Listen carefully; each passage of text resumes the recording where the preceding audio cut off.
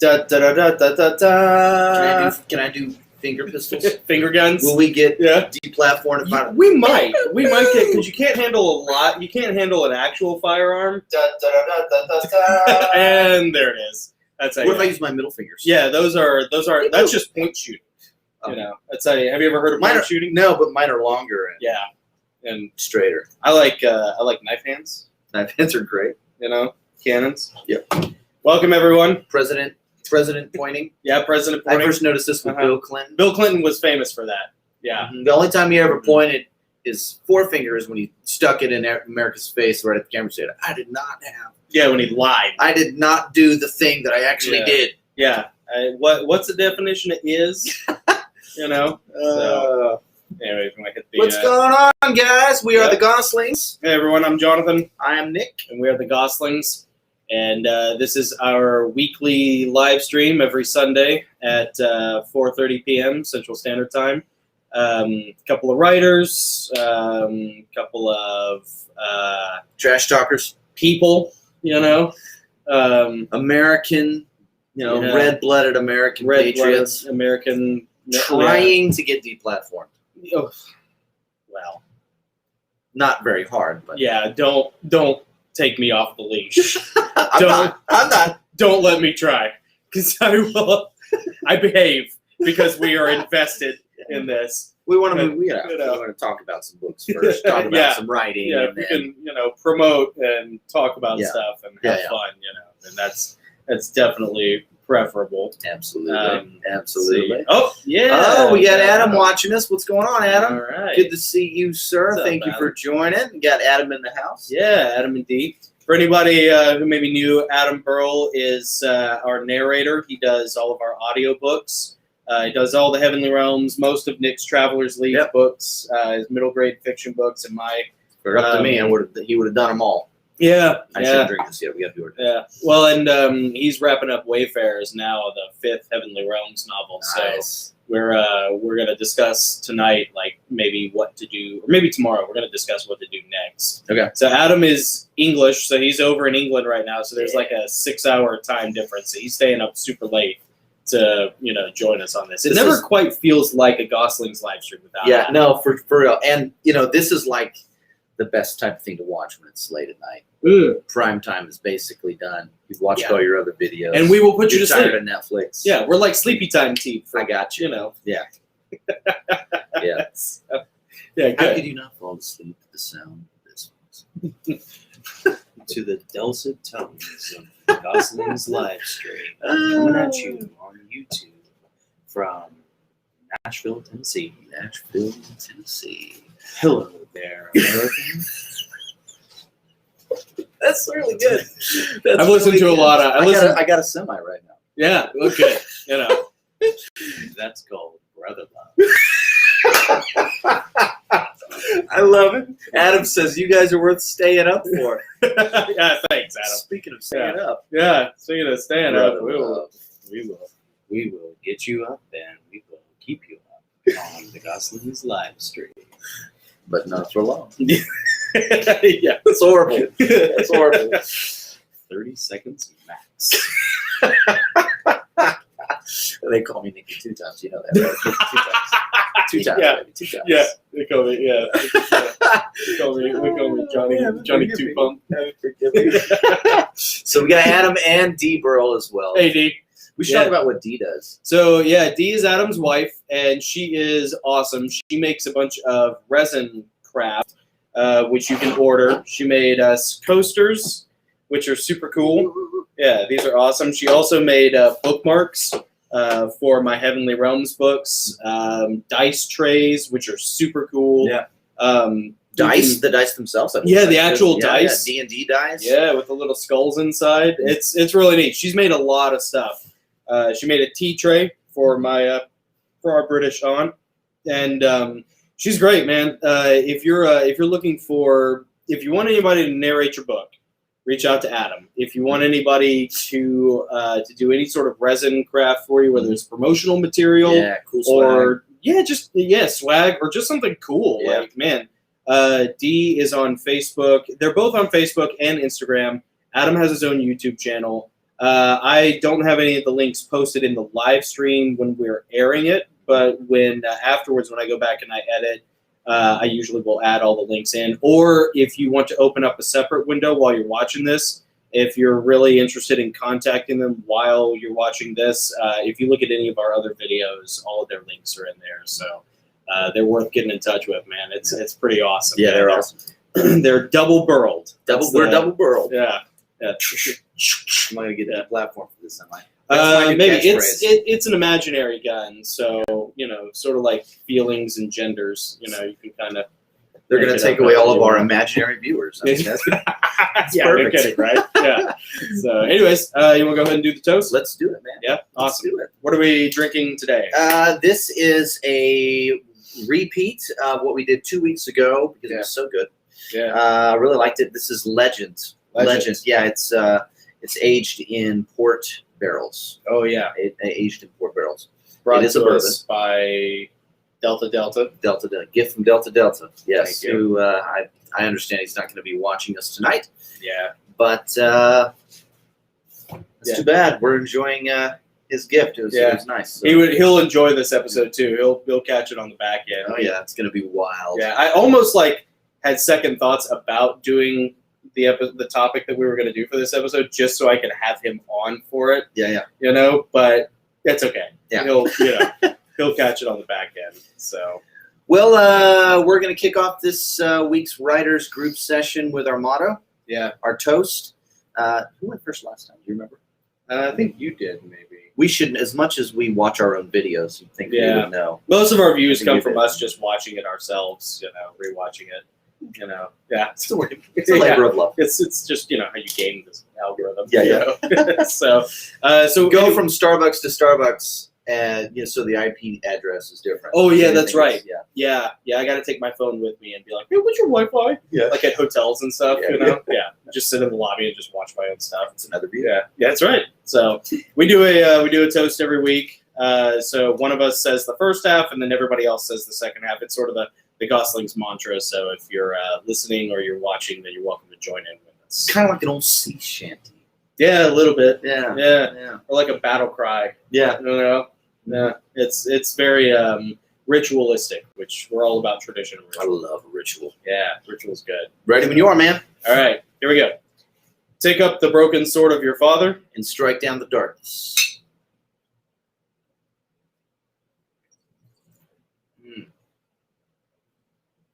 Oh yeah. Brush my teeth with it. Yeah. Yeah, it's like mouthwash but better. Mm-hmm. Just let it put it under here. Mm-hmm. Yeah. Just a little here. A little here. There we go. No, officer, I haven't been drinking. What seems to be the officer problem? I was just heading to the restaurant Mexican. Yeah. I was just gonna nacho some orders. Adam on the chat says Philip, his son, says hello. Sweet. Philip, awesome. buddy. Hey, Philip. Good to hear from you, man. For some reason, he's pointing a Nerf gun at me. Yeah. That's great. Yeah. Shoot him. Philip's a little deadeye with the awesome. Nerf gun. So he's got a Nerf bazooka, I think. Yeah, last time we live streamed with Adam, we got to chat with Philip too, and he showed us his arsenal of Nerf weapons. It was very impressive. Yeah. Very impressive. His Terminator 2 cache of weaponry, Nerf weaponry. Yeah, it's pretty great. Yeah. Yeah. Adam sounds like a fun dad. Yeah, he does. Adam's cool with. Well, I'm not going to say he's cool with getting shot with a Nerf gun. I'm not going to say he's cool with it. Yeah. But you can tell it happens, and he's still cool. And he's still okay with it. Yeah, he's still okay. He doesn't just flip the table. So Philip, I'm not telling you to shoot your dad. But don't shoot your dad. Don't shoot your dad with the Nerf gun. Right. Although you do that at your own risk, because something tells me that Adam probably, he's got to get the marksman genes. The risk is on him. I don't care. Oh yeah, I don't care about what happens. Yeah, I don't care what happens to the kid. I'm just trying to give him good advice. Don't shoot your dad with a Nerf gun. And whatever happens after that, don't learn life lessons. Yeah. It will teach you. It will teach you a pretty good. We never really did that with our dad. But what did make Dad mad is when we poke him in the belly. Oh yeah, because I got his thing, his paunch right here. Yeah, And they were both there. Boy, he had a trophy. Fishbowl. He had a trophy paunch. Is what he had. Yeah, he did. It was like a Grammy. It was like the Grammy of paunches. And he didn't. And like it was that. tight. It wasn't like No. floppy. It was like he just like swallowed a caked fishbowl. on there. It was like solid. Yeah, it was like it was sculpted, molded onto there. You know. Yeah. Every time you walk up to him, you poke him, and he's like, "Ooh, son, don't do that. Ooh, don't poke me in my belly." Yeah. That's great. One less Velociraptor you get to buy. That's right. You do. One less pack of micro machines. Too Oh late. no! Oh no! Look what we've done! Or- Ouch! I've been shot by a Nerf Or gun. Adam's says already Adam. been tagged. Oh Yeah. man! Oh, Sorry, man. Sorry. Yeah. Sorry. You can blame the Gosslings for that. You know. Yeah. We are not condoning violence. But good shot, Philip. Yeah, but nice aim. Might come in handy. You never know. So, all right, week in review. Yeah, let's do week in review. Writers Group week in review. What you been? So actually, let's say we have 2 weeks to. Yeah, so we didn't do a live stream last week because Nick had an anniversary. Yep. So Yep. congratulations. Thank you. You know, well worth it. We rarely skip an episode. Like the only time we'll skip is if you guys are out of town. Yep. Or if somebody's sick. Yep. Or so like anniversary is like up there with like the few times, you know, we really try to like do this every single week. Mm-hmm. You know, I mean, some people, like I've been in writers groups before, and that's like hurting grasshoppers. Yeah, this ain't. You know, or cats. It's like hurting cats. They just look for excuses not to contribute, not to be there. Yep. They don't really want to do it. Yep. You know, it just sounds good in theory. Mm-hmm. But this, like, you know, we've been pretty committed to this. We haven't really wanted to. We have really, we push a lot of things aside. Yeah. Sunday night's really the best night to do anything like this, but you know, things come up, things happen. Yeah, it does. You know, we both have lives like everyone else, and yet Sort of. here we are, and yet here you are. If you're Yeah. watching this live, Yeah. and you're amazing. Thank you for watching this. But yeah, so it's been 2 weeks. Yeah. What's been going on? Listening to Adam's rendition of Wayfarers, Heavenly Realms Wayfarers. The 5th Heavenly Realms book is out on Amazon in print and ebook, and Adam Pearl has been submitting the audio files for the audiobook. Mm-hmm. So that's been really cool, like going through and listening to that. Yeah. And actually, like, he actually has saved me a couple times because I noticed, like, I got a lot of bad guys in this book, and or at least a lot of names. There are a lot of like low to mid-level bad guys, and I found out that I accidentally killed off one of the bad guys twice. Oh wow! So yeah, And he caught it. and he didn't like. I mean, he didn't send me a message saying as much, but just in listening to Adam read it, you know, it's like, I think that guy already died. Yeah. So then I had to go back and, you know, look at it. I was like, yeah, okay. Huh. I need to, because I did this thing where it's kind of confusing. It's like a lot of names. There's one character, Bale, you know, but Bale is almost like a universal term. It's almost like anybody. It's sort of like that theory about He's James. Lord or King, doesn't it? Yes. Technically. Yeah. So technically, so in a way, like anybody can be Bale. And so in Wayfarers, one of the plot threads is that there are multiple people, multiple bad guys who are Bale. Mm-hmm. Sometimes it's a fallen angel, sometimes it's a Nephilim, you know, and it just, you kind of have to figure out which two. And there was one where like it was a Nephilim.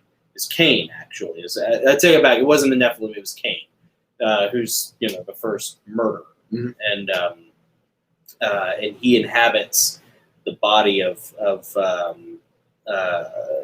Nimrod, and then later on he kind of becomes the warlord Baal, and he's kind of like an antagonist for the good guys at multiple stages throughout the story. This recurring thorn in their side, you know, and I kill him off once, and then there's like this whole other scene that takes place later, like, you know, I think around the time of the Golgotha, where like he's back and he's talking, and I'm like, wait, I killed him, So that's a great thing about a narrator. Remember his death and how I created it. Yeah. He should be very dead. Yeah. So that's one of those things that comes about in either the editing or the audiobook process. That's what happens when you bring other people into it. Mm-hmm. That's why, as much of a control freak as you want to be, and as much as you want to dominate your own work and be the master of your own domain, and really your vision, you want your vision to drive everything. You want it to be perfect, just like you envision it. It's not reality. Reality is the best product typically comes from collaboration, bringing other people in, even if it's just on small areas. Mm-hmm. Like the special edition. This is the special edition of my first book, Empyrean Falling.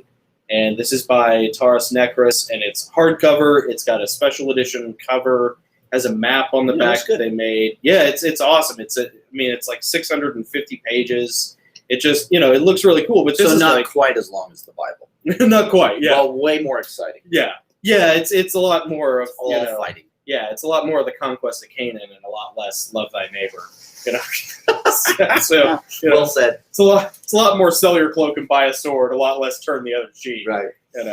But this is a great example of like what happens when you collaborate. You can get something that is probably better than whatever you envisioned it on your own if you were the only one doing it. Yeah, that makes sense. But yeah, Adam, it's been great listening to Adam's work, and he does accents really well. He's English, so he knows how to do all the different British accents. Yeah. I even sent him a video last night. I was like, "What is this accent? Is it Sheffield?" And he knew it immediately. He's like, "Oh, it's Liverpool."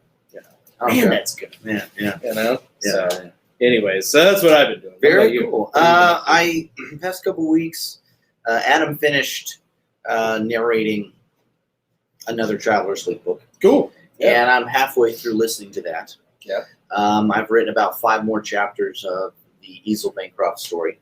Oh, okay. And I'm also reading those and uploading them to Anchor just so people can listen to them for free. Oh, yeah. Recording myself reading them on Instagram so people can just listen to it for free. Yeah, cool. And then eventually when the book's done, I might have it edited and published. And I might not. I might just do it just for a creative throw it out there project for people to enjoy. I don't know. Yeah, that's pretty cool. But it's been fun. It's been a lot of fun doing that. And gosh, what else? That's about all I've had time to do. Yeah. It's been nuts. You'd think, hey, summer's here. Yay, vacation. Nope. It's like that when you're 5. No. Yeah. No. When you're 38 or 45. July is all the birthdays, the anniversary, Yeah. the holiday, people visiting from out of town. It's just go. Yeah. And You're behind the power curve. it's like the whole December. It's like that first couple of weeks from Thanksgiving into the early holiday season. Mm-hmm. It's just a blitz of activity. Yeah. So that's what it's been like. But we still got some stuff done. That's good. Yeah. And I did my one-off. Oh, yeah. I did not do 2. I should have done one last week. I didn't. But. Yeah, whatever.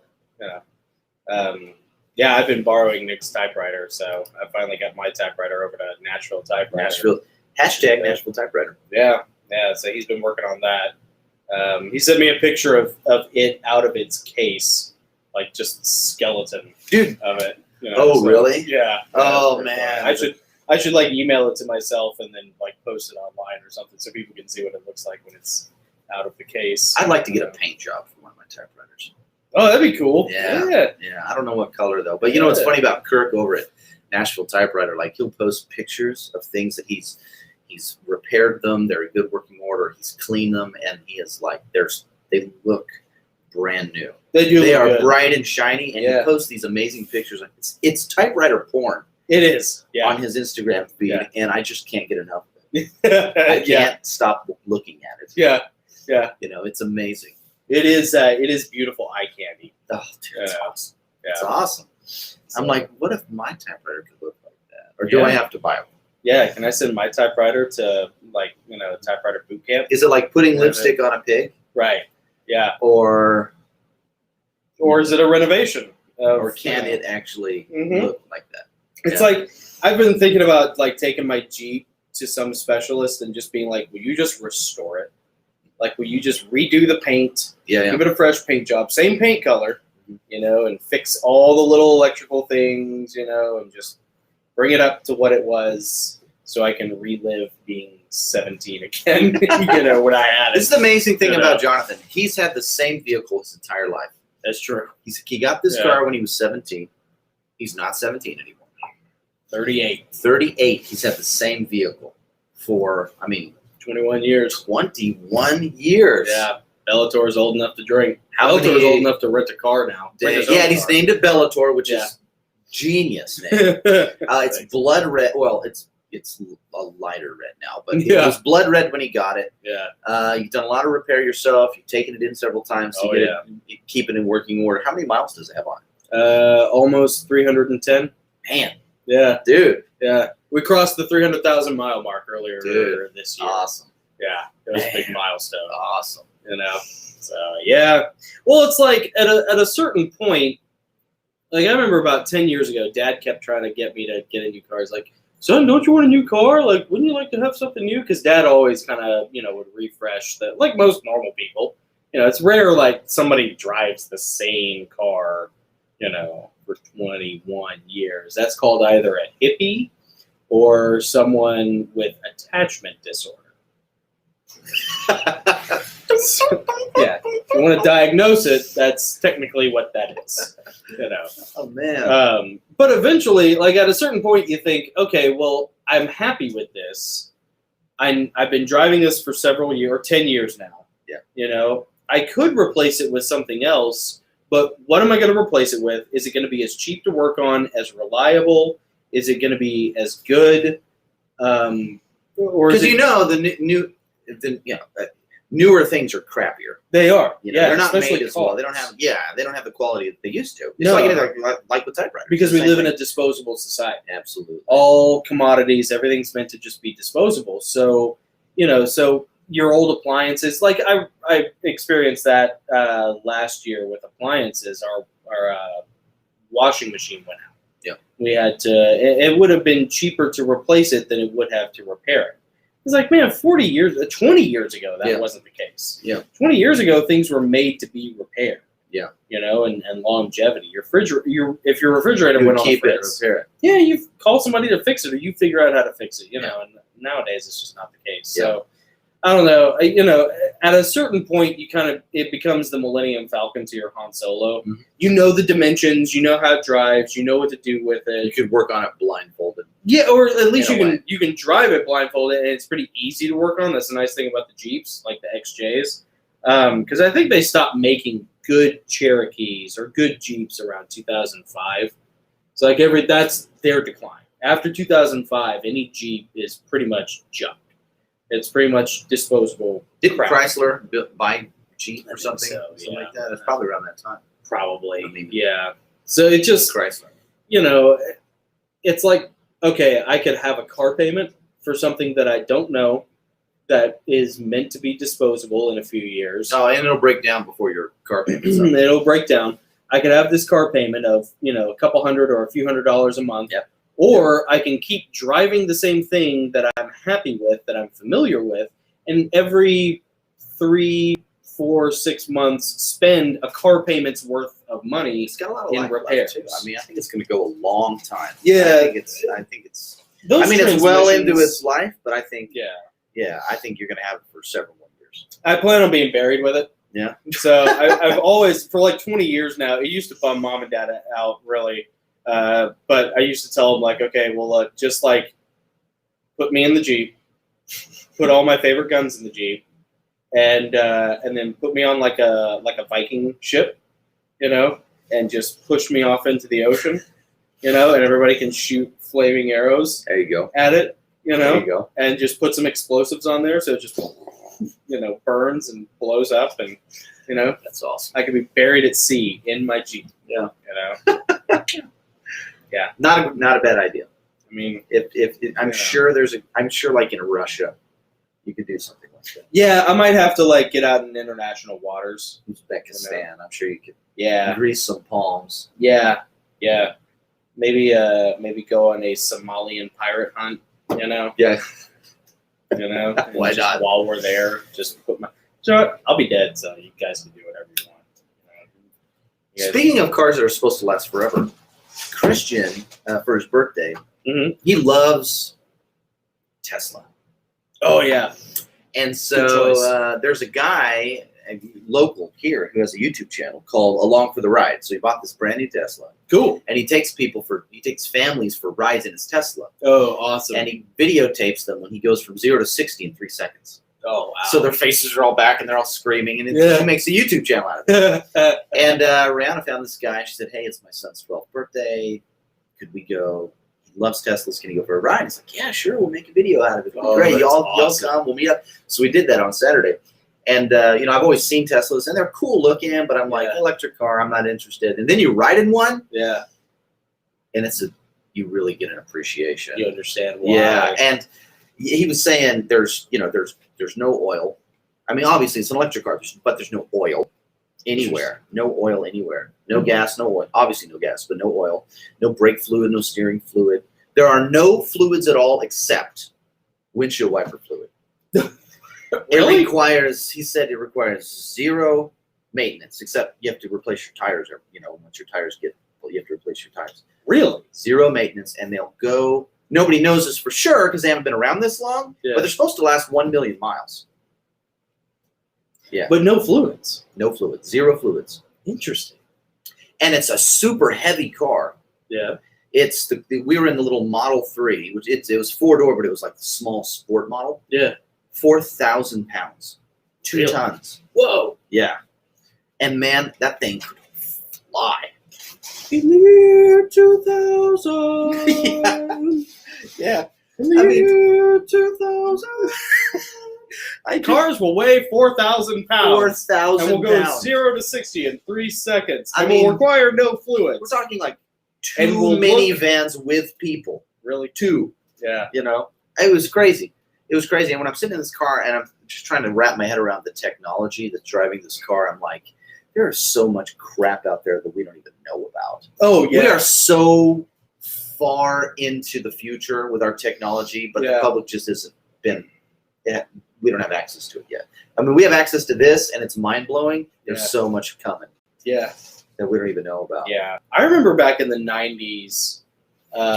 So nowadays, people know about the riot control microwave radar dispersal, the crowd dispersal vehicles. They're basically militarized vehicles with radar dishes on them that directionally pump out microwaves that will make you feel nauseous or make you feel like your skin's on fire to disperse crowds. Oh wow! Right. So this has like hit the news, in the past probably 5 or 6 years. It wasn't around, or it wasn't, I don't think, making the news back in the Occupy movement, but it's been making the news, in the past couple of years with all the riots and everything that's been going on. But I remember people talking about that 20 years ago. Like people that we knew who had family or friends in the military who were like, there's a lot of stuff we can't talk about, but we can't really talk about, like railguns, railguns that like the rods of God thing, dude, railguns have been around since like the 70s or 80s. They had them on battleships. That's where the Navy tested them, so like this magnetically propulsed, That's what they have in the C-130, right? Or they'll on the top of those aircraft. Maybe, I don't know. I'm sure they say they have them in satellites. Really? Yeah, that's what the rods of God are, supposedly. Those are I didn't know that. So whenever you see like these buildings suddenly explode, yeah, we've seen some of that. yeah, and there's like a flash beforehand. That's not like a pyrotechnic flash. It's like it looks like a lightning strike. It's a rod of God. Do you think that may have been something that contributed to what happened in Nashville at Christmas? On Christmas, there's been a lot of theories about that. Yeah, I would not be surprised because the slow-mo video, the frame-by-frame video, shows a flash beforehand of something. I think the crater, I don't know for sure because I haven't looked at like the crater, the actual impact site. I haven't done any work on it, so I don't know. It kind of depends on, what the impact zone looks like. Oh, it's all cleaned up now. I tell you one thing though, that hotel down in Florida. Yeah. Have you seen the extended video of that where they show the pyrotechnics underneath? No. They demoed that building. Supposedly McAfee's son was in that building. Really? With some information that, yeah. Welcome to yeah, your John McAfee. government. John McAfee was suicided recently, correct? Yes. And He was I can't. Was he an Epstein guy? He was, well, I don't think he was an Epstein guy necessarily, but he was a persona non grata with the government. So, Gotcha. Interesting. welcome to how your tax dollars are spent. I don't know. Well, I'm just glad that we're so far down on that list. Yeah. They're never coming for us. No. What are we gonna do? Yeah. Not take the shot. Not take the old jabberoo. No, I'm not getting jabbed. Yeah. No jabby. No. No jabby. Yeah. Turn Bring this it off. on. Oh, did we lose our Facebook? I didn't start an Instagram. Oh, I didn't okay. start an Instagram thing. Oh, it's Instagram. Yeah. We have We're multiple on platforms. Facebook. We're on Facebook right now. Are we? Yeah, Oh, yeah. okay. So Nick is like the studio engineer of all of this. He's got everything. It's great because like I just show up, you know, and which is fair because in a way, honestly, like you don't want me touching any of your stuff. Like I'm like Sam Neill from Jurassic Park. I'm like, what did I touch? Like I'll break a steel ball, you know. So Yeah. it's probably better if Nick handles all of it, but you know, but it does unfortunately saddle Can him I with an be the unnecessary amount of Dr. work. Malcolm of that equation? You can be. You put the water on the skin. You got to do it closer to the microphone. Do it closer. You put the water on the skin. That's chaos. And John, you were so obsessed with thinking about what you could do. You never stopped to think about whether or not you should. Yeah, that's really good. I'm Dr. Ian Malcolm, and I'd like to sell you some Apple products. Where are we today? You know who does a great Jeff Goldblum. Jeff Goldblum is Nick. Oh, what's his name? From the podcast that we're not allowed to mention by name. Oh man. Yeah, you know Oh, what? right. Yeah, I know Never what you're mind. talking about. I know what you're talking about. Right. Yeah. Right. Nick. I can't remember his last name though. You know, that's one of those times I wish Greg were here. He'd know. Yeah. Greg's a big fan. Yeah. Blanktown. Yes, Blanktown. Yes. Blanktown. Yeah, for anybody in the know, anybody who knows me personally, you know what I'm talking about. Yeah. So, anyways, Interesting. Well, let's move on to the big news. You want to? Yeah. So, what lies ahead is on Saturday, June 24th at high noon. We are having our interview with Steven Pressfield. Yes. So, really excited about this. This is awesome. We sprang for the deluxe package with his new book, A Man at Arms, that came out. What was it? Last year, I think. Yeah. Or was it earlier this year? I thought it was earlier this year. It probably was earlier this year. And it's a great book. A Man at Arms is awesome. It's about the Telemann, or the mercenary Telemann in the 1st century AD. And it has a lot of biblical tie-ins that are really cool. And Steven Pressfield he's my patron saint of writing, and he's a big influence for Nick as well. Yeah. For a lot of aspiring authors. So, but anyways, part of the package was you get a 30-minute interview with him, and we've been trying to schedule that for a while. I think we finally got a date nailed down. Mhm. So yeah, it'll be really cool, man. We're gonna record it and then play it on Sunday's live stream. Is that how you want to do it? I think so. I sent him an email earlier today. I haven't heard back from him because I haven't hardly had any time. I've been working all weekend. But I sent him an email explaining it to him, being like, hey, can we just send you a link through Restream? Because how we do our interviews is like with the John Bernard interview and with Adam, both, we just send them a link through Restream. Yeah. And all they do is click it. That's all they got to do. It's great. All you got to do is click it, and then it pipes it in through here. We have it, in our little Restream software window, and it's super easy. So I explained all that to him. I told him, like, literally all we do is just email you the link and you click it. And then told him, like, yeah, we'd like to do it, for the live stream, and then we'll just rebroadcast it on Sunday, for anybody. So you guys will be able to see that on Sunday. So that's the plan. If anything deviates from that plan, then, we'll update everybody. But as of right now, this upcoming Saturday at noon, It's happening. It's happening. It's finally happening. We're actually going to talk. And you know and interview Steven the man freaking Pressfield. I mean, like, there's So a part great. of you where you're just like, I don't even know what to ask him. Like, what do we talk about? I don't know. I know. You know, I know. it's like being. You should ask him if he's a pantser or a plotter. Yeah. So you just do like the. Do you do your own covers or? Yeah. Just be like Chris Farley, you know, in those old Saturday Night Live skits. Do you remember that one time? You remember that one time where Ariti showed up at the end, like when everybody was getting ready to march out for Thermopylae, and she showed the baby, the bastard child of Dionysus, so that he could go and die at Thermopylae honorably with all of his friends. It was pretty awesome. Yeah, it was pretty good. It's cool. If you guys don't know what we're talking about, because a lot of you guys are like too young to know what we're talking about, like go back and look up on YouTube SNL Chris Farley interviews, and he used to do this like awesome, you know, it's just one of the skits from the '80s. It's, you know, we're old, so you know what we find funny. Like I was working, I was helping out doing the parking lot security for the Main Street Festival, you know, past couple days, and everybody on the team is like in their early 20s. And you want to talk about like at 38 being out of touch. I have like no idea what they're talking about. You know, I have no idea what music they're listening to. Is it still music? I don't know. I mean, they were playing the new John Mayer album, so that was pretty good. Oh yeah. You know, I mean, yeah, he's super, you know, he's talented. But it's just like he writes his songs on a typewriter. Writes his lyrics that's on a true. typewriter. Yeah. Well, cool. it shows, you know. It does. But yeah, sometimes I forget that like when you do something funny, you're like, oh yeah, no one around me knows what I'm talking about because I'm old. I just need to go into the woods and die. There's very few like new movies and, you know, new shows that compare with what I remember enjoying. Yeah. One of the guys though is a pretty good musician, Brockwell Nason. So he just goes by Brock, but if you look up Brockwell and then Nason, Nason, pretty good.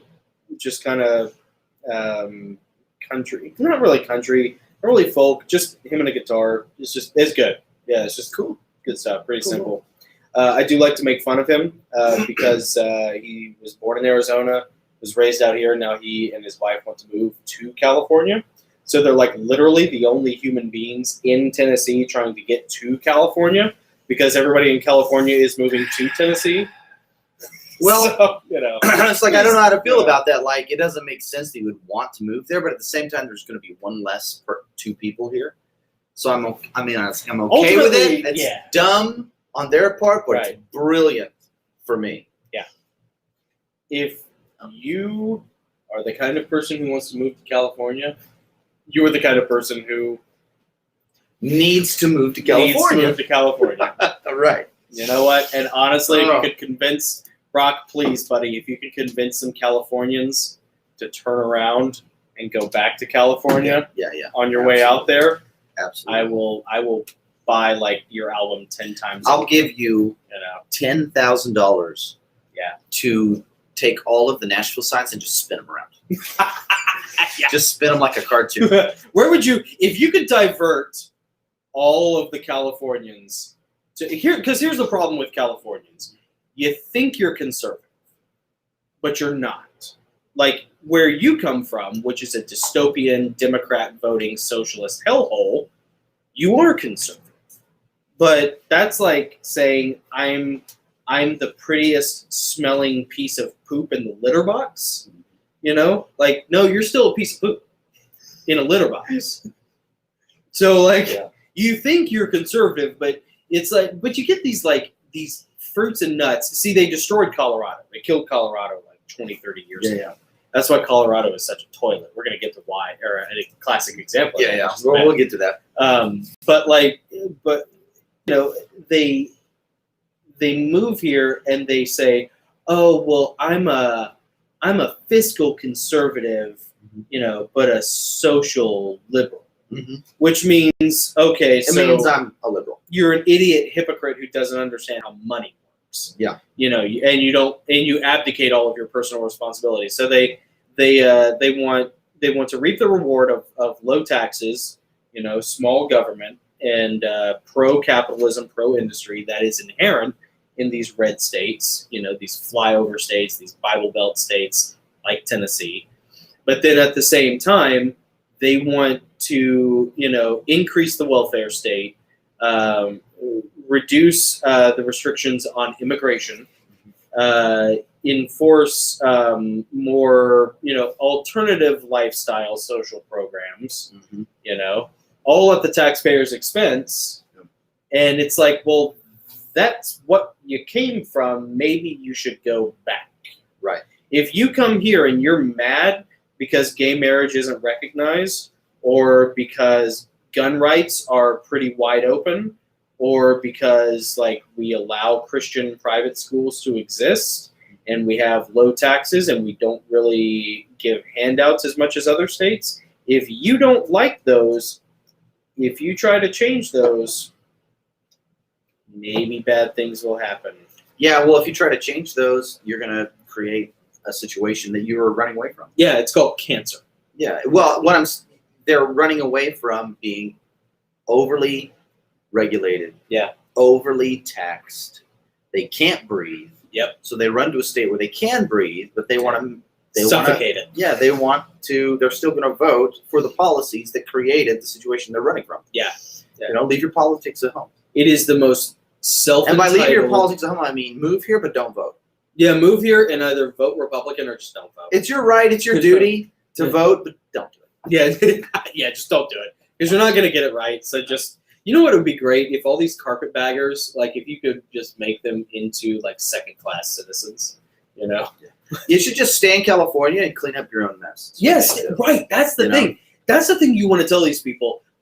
Have you no dignity? Will you not stay and fight for your own place? Yeah. I mean, instead you just now you want to move here and not fight for mine. Right. Yeah. And now you want to move here and try to change my home. We didn't need your money. There's nothing that you've said that's unreasonable. Yeah. Well, I should probably stop there then. Before I get unreasonable. Okay, let's not get unreasonable. About how we fix But let's do have some more legends. Yes. Yes, let's do that. And if you haven't yet, if you're still with us, God bless you. Yeah, thank you. You're a patriot, whatever country you're watching from. You are a patriot, and we're glad you're watching. And subscribe if you haven't already, and hit the little bell, and you'll have options. Hit the one that says all. Don't hit personalized. Oh yeah. Don't hit the other ones. Just hit the bell. Hit all, and every time we do this, you'll get notified. Great. Yeah. Also, if you're watching on the Facebook page, just like the page. That's all you got to do. Like the page. And if you want to join the group that exists alongside, it's a smaller group where we share really nasty, dirty, awful political things and things about writing sometimes. Yeah, right now and then. Yeah. You can do that too. We welcome that. But just hit like on the Gosslings Facebook group page, and you'll be notified when we do this as well. Yeah. So either place is great. We love you in either world. Yeah. On either platform. Yeah, on either social media, Mos Eisley. Yeah. Yeah. Whether you're in Sheol or Hades, you're still in hell with us. Yeah, we're all in social media. Yeah, we're all in media hell. Zuckerberg hell together. Yeah. For real. Oh yeah, here's the Facebook one in case you haven't seen it. There it is, Facebook.com/the Gosslings. Don't worry about the capitalizations. I just did that because it looks better. It's better. And I'm a writer. Well, and the Gosslings with 2 S's because Gosslings is a word with 1 S, and everybody knows about Ryan. Oh, Ryan Gosling. Yeah, not that guy. Yeah. Not that guy. Although I'm not a fan. He is really funny on Saturday Night Live. Have you ever seen the skit that he did with the tall brunette, the really hot brunette, where they play this Italian sleazebag moron couple, and they think they're at an Italian restaurant, but it's really like a commercial for Pizza Hut. No. Yeah, it's awesome. If you just Google SNL, Ryan Gosling, Pizza Hut commercial, it's like they're filming it. They're filming it on the thing, but these two mooks they don't understand that there is no actual Italian restaurant. It's totally made up. Yeah, it's beautiful. Yeah. Is it as good as the Bill Burr playing the Boston. It's guy, close, the Sam man. Adams commercial. It's close. Yeah, It's one of that those was like, good, man. yeah. There's no beating those commercials. The one with him, and then the other one with Casey Affleck, the Dunkin' Donuts. Yeah. I'm like the mayor of Dunkin', you know. But that one, Zattarini's, I think, is the name of the restaurant. I don't know. If you just look up Ryan Gosling, SNL, you know, Pizza Hut, you'll find the commercial. It's really funny. Yeah, I might have With the to skit. watch it. Yeah, it's pretty good. I have a feeling there's going to be a long list of things I need to watch after this episode. Yeah, well, I mean, it's been like 2 weeks. Yeah, I know. You know, it's been like 2 weeks since we've done this. The last time we did it was Independence Day. Yeah. Hard to believe. Dude, I Wow. can't wait for this month to be over. Dude, me too. You know? I'm right there with you, man. Yeah. So I'm right there with you. speaking of getting over with things, typewriter one-offs, baby. Let's do Yeah. it. So we have our typewriter one-offs. I typed mine on a typewriter, my 1948 Underwood. Nice. Single space. Single too, space. with wide margins. I'm proud of you. Yeah, well, that was unintentional. This was unintentional, but it looks good. It does look good. Yeah, It's you. All right. It's all right. Brevity is the soul of wit, so I'm Yeah. glad to see you, aiming low. I say that because, like, no one is more. Look, I can't even keep it on one page. How So, many typewriter one-offs do you have over there? just two. Just two. Okay. Yeah.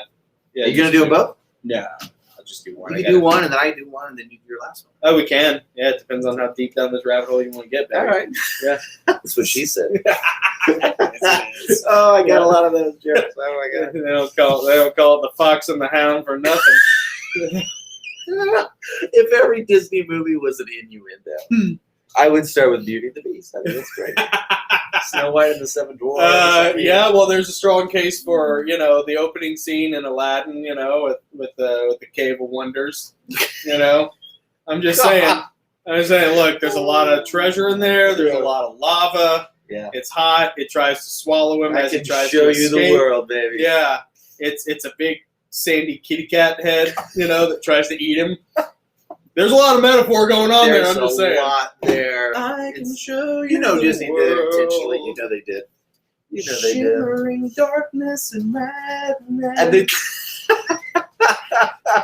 and then Frozen, Oh yeah, which is just about two chicks. yeah. Frozen. Actually, Jordan Peterson has a really good video where he eviscerates. I know he says it's the worst He Disney hates movie it. ever made. Yeah, I've actually never sat down and watched it because I don't have children, so Yeah. I'm as being able to escape. And probably that. because it totally dismantles all the archetypes. It looks like It it's tries very, to dismantle. right. It looks like it's very intentionally subversive and just kind of clown world. Yeah. And Yeah. and not healthy for children. It looks like it's not healthy for children. Maybe. That's that's a nice thing about like not Beauty and the Beast, but The Little Mermaid. The Little Mermaid's like a really cool story for kids because it teaches you like be grateful for where you come from. Adam and- said, "Would love to see you without a leash on." Talking about getting deeper down these issues that we're talking about here. He says, "Release the beast." Adam. You trying to get us deplatformed, Adam? Is that Yeah. what you're doing? Yeah. Trying to get us in trouble? Get us First of YouTube all- spanked? Thank you. Second of all, I love you, Adam. Maybe Third, we should just do like a private, like FaceTime or a private stream with just us and Adam, dude. and really go down. Really, Adam, we're get deep. buddies, and I'll tell you, like, I got levels of friendship. They're like degrees of where you're able to be, like, as far as the inner sanctum, and a lot of it is determined by like how much you can hang with the awful. Well, it's not awful, but people think it's awful. It's not awful to me. Yeah, it's not awful to me, or else I wouldn't have those opinions. I'm not a degenerate, Come on, I would, it's like on one hand, I would love to. Well, first of all, if I did that, Adam, that would be intentionally the last Gosslings episode, and I'd probably have to, like, Nick would have to wear a mask to protect himself, because like the things that I truly believe, we can't Say it here. Yeah, we can't. It's counterproductive. Yeah, it is. It's counterproductive to the mission.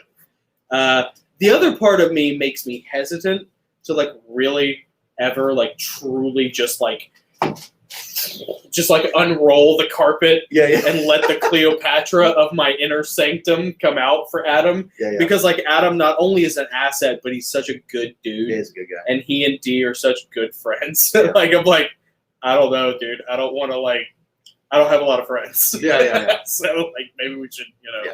I don't know. We'll test the waters. How We'll about test that? the waters. And he says it sounds like a plan. Yeah. Yeah. You Shall see. can be there. There will be an episode just called Torch and Burn Op. And that'll be the final episode of the Torch and Gosslings. Burn. Maybe it should be episode. It could be episode either 52 Yeah. to be a full year's worth, Oh yeah. or it could be episode 100. Yeah, maybe for the centennial episode. Yeah, the centennial Yeah. episode called Torch and Burn. Yeah. It's tempting. It is, I have isn't been it? told It multiple is. times that I am at my best when I am tearing somebody else down. Yeah, I'm pretty I don't know. good at that. Yeah, like it's like the Great Destroyer. Like You put it in your writing, like really, like create a character that does that so well. the hard part, honestly, the hard part about being able to like funnel all of that energy and those thoughts into characters or into like your writing is like making up a metaphor that conceals it well, while at the same time not making it so esoteric that people don't get it. Like it's hard because you want to just like do a 1-to-1 ratio, just vomit out on the page, right? All the things that just drive you crazy about society and about people. Yeah, and the totally. world. But you know that like if you do that, the powers that be will. Yeah, your book won't sell. Yeah, They won't let your book sell. No, they won't let your book sell. So it's like, okay, you have to mold it into a metaphor, an Animal Farm-esque metaphor. That I don't know. It's just stuff. Yeah, I know. Sasquatchalypse is kind of an exercise in that, a little bit. Okay. A little bit. But yeah, I've never really done allegory before, so. Well, let's see what these one-offs have in store Yeah, for us. sure. All All right. See who goes first? Yeah. 1, 2, 3, shoot. All right. So do you want the letter first, or do you want the march first? Which would you prefer? Let's do the march first, because I Okay. want you to do both. I want to do the march first. Interesting. I'll do mine, and then you do the letter. The letter. Because I have an idea about what the letter is. Yeah, the letter's good. Right. All right. So, okay. All right. Let's see. The 1984 saying Big Brother is watching you is quite apt. Adam, you're 100%, man. It is the worst time to live in America. It really is. This is the worst time. This is Yeah. the worst it's ever been. And it's been really bad in England for at least 15 years now. Yeah. With all of the cameras that you guys have there and all the surveillance, and you guys don't have the First Amendment like we do here. So like you literally can make a Facebook post in the Commonwealth and have people show up at your door. Yeah. We're getting there. We're getting there. Yeah, but we're fast on Yeah. your heels, man. Yeah. It's not really a whole lot better here yet. No. I mean, No, it is for now. It's already dystopia. Yeah, as they for, say, for it's- most. Unless you're one of the elite, unless you're a politician, Yeah, it sucks living here. It sucks being in America right now. yeah, It sucks. yeah. It's tough, man. So Just the anxiety, just the social anxiety between all the groups, it's awful. yeah. And they think that tightening that and controlling us more and exerting all that over us is going to help solve those things. It's not how you solve this. No, it's really not. Well, and it's so hypocritical in who gets a pass. Yeah. Oh, And who doesn't? Because there are certain people who are certain people groups in America are weaponized Yep. political arms. Yep. Of the Marxists who secretly control this country. Yep, they do. So They do. so they get a pass, whereas other people who maybe pay all the taxes and don't need government are the enemy. So It's like my wife said, if the left, if it weren't for double standards, the left wouldn't have any standards at all. yeah, that's true. And Yeah, I thought that was very wise. it's absolutely true. Yep. Yeah. So speaking of which, here we go. Here we go. Here we All go. right, Adam. What Let's we got here? Let's see, Adam says, where I work, there is 190 security cameras watching over half of which are in the back areas away from customers. Jeez. Isn't that like? Gosh, Isn't dang it. that insulting, Adam? That like over half of them are not even for the general public. They're indicative of a lack of trust of the very people that they're paying to be there. Yeah. You know, like, and what you have to ask yourself as a citizen is, okay, is that justified due to, like, has our population taken a wrong turn somehow? Or have our benevolent overlords, you know, do they hate us? Well, they know that they put so much pressure on us Yeah. that at some point we could crack, so they have to keep a closer, tighter watch on Yeah. us. That's true. Yeah. Speaking of which, here we go. Here we go. All right. Out of your homes and into the streets, Mariah shouted. Out of your homes and into the streets. She was surrounded by approximately 200 fellow marchers, adorned in her comfortable yet athletic, politically charged evening protest attire. It was hot in Portland, and Mariah was sweating under her yoga pants and shirtless low-cut tee, which showed off just enough side boob to be a tradable commodity. The organizers and financiers of this midnight march through the suburbs were not present, leaving the leadership to a soul sister named Raz, who led the rowdy march standing on the back of an Escalade with a mic in her hands. "Why are you hiding?" Mariah and her fellow protesters shouted to their homeowners at 1 a.m. as they peeked, blearily, from the bedroom windows. "Are you scared? No justice, no peace," they chanted. Then, someone came out. An overweight bald man in his t-shirt and boxers demanded they shut up, citing HOA and city noise ordinances. Mariah and her cronies laughed and mocked him and played their drums louder, braying like farm animals as the man attempted to dial 911. No one answered. He shouted back and gave the marchers strong, offensive gestures, accompanied by stronger language from his property's edge. They obliged him, pulling him through his own fence and dogpiling him in a swarm of gang stomping, the way small primates will swarm over an invader and wrench him limb from limb.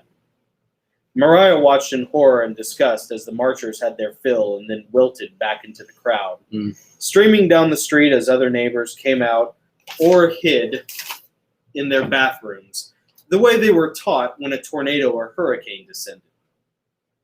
But there were no hurricanes or twisters here in Portland, only the mob of resentful protesters marching down the streets, daring anyone to challenge them and then beating them to death in front of their children should they choose to oblige the domestic terror. Mariah knew they were safe, though. The organizer had told them as much. A deal had been struck with the mayor. The police were on standby several blocks away. It would take them minutes to respond to a legitimate call. By then, the community organizer had told them, they could be long gone. Mariah took a sip of her vitamin water and adjusted her thong. It was still hot. Steam radiated off the dreadlocks of the protester marching next to her. More houses, more demands, more fights. Good thing I'm furloughed, she thought absentmindedly. And Daddy still sends me money. Suddenly there was the crack of thunder. Mariah's ears rang as she watched in horror as the head of the dreadlocked protester next to her exploded in a wet, meaty spray of matted hair and bloody bone fragments. It looked like those old videos of that man hammering watermelons. She watched those with her dad before going off to college. She hated her dad. The protester's fat, unattractive body fell. More shots rang out. More protesters collapsed, writhing and screaming as blood painted the streets. Mariah ran. Daddy, she thought, save me. God. Oh, man. Man. You know what's interesting? Good night, folks. Today's episode of Sesame Street was brought to you by the letter. Let's see. The letter T for 308. So who was it that fired? One of the people in the houses. One of the houses. Yeah, one of the people in the houses were like, you know what? Man, that was good, dude. Over, baby. Dude, yeah. Springfield Armory M1A. Yep. You know, You got a little more real than Mariah was prepared for. yeah. This This episode of Sesame Street brought to you by the letter A for Antifa. Ooh. I mean, we were saying things like what Mariah was doing. Yeah. You know, all year last year. Yeah. All year. Yeah. You know, and well, and what's so funny, here's what shows you, like, how these people are the useful idiots and how even they are an untamable stampede. That stuff really was happening in Portland, Seattle. You know, that's where the Chaz community was generated, you know, in the northeastern or northwestern United States.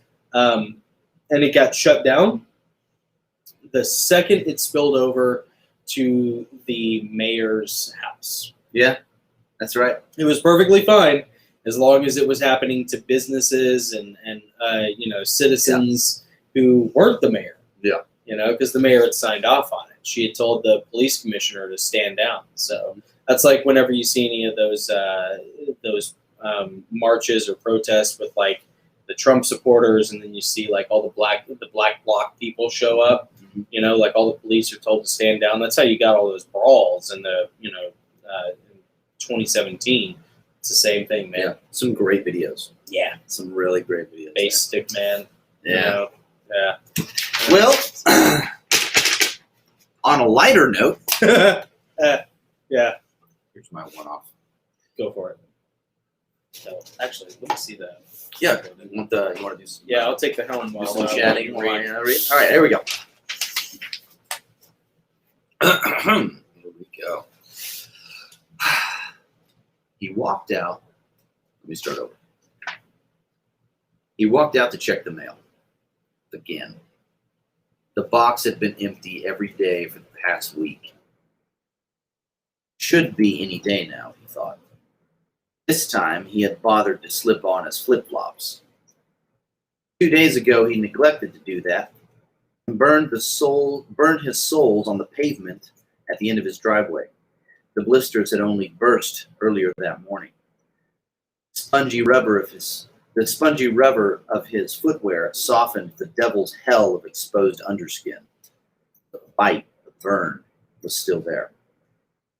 He kept shifting from foot to foot, back and forth, as he built up his courage to peek inside his mailbox once more.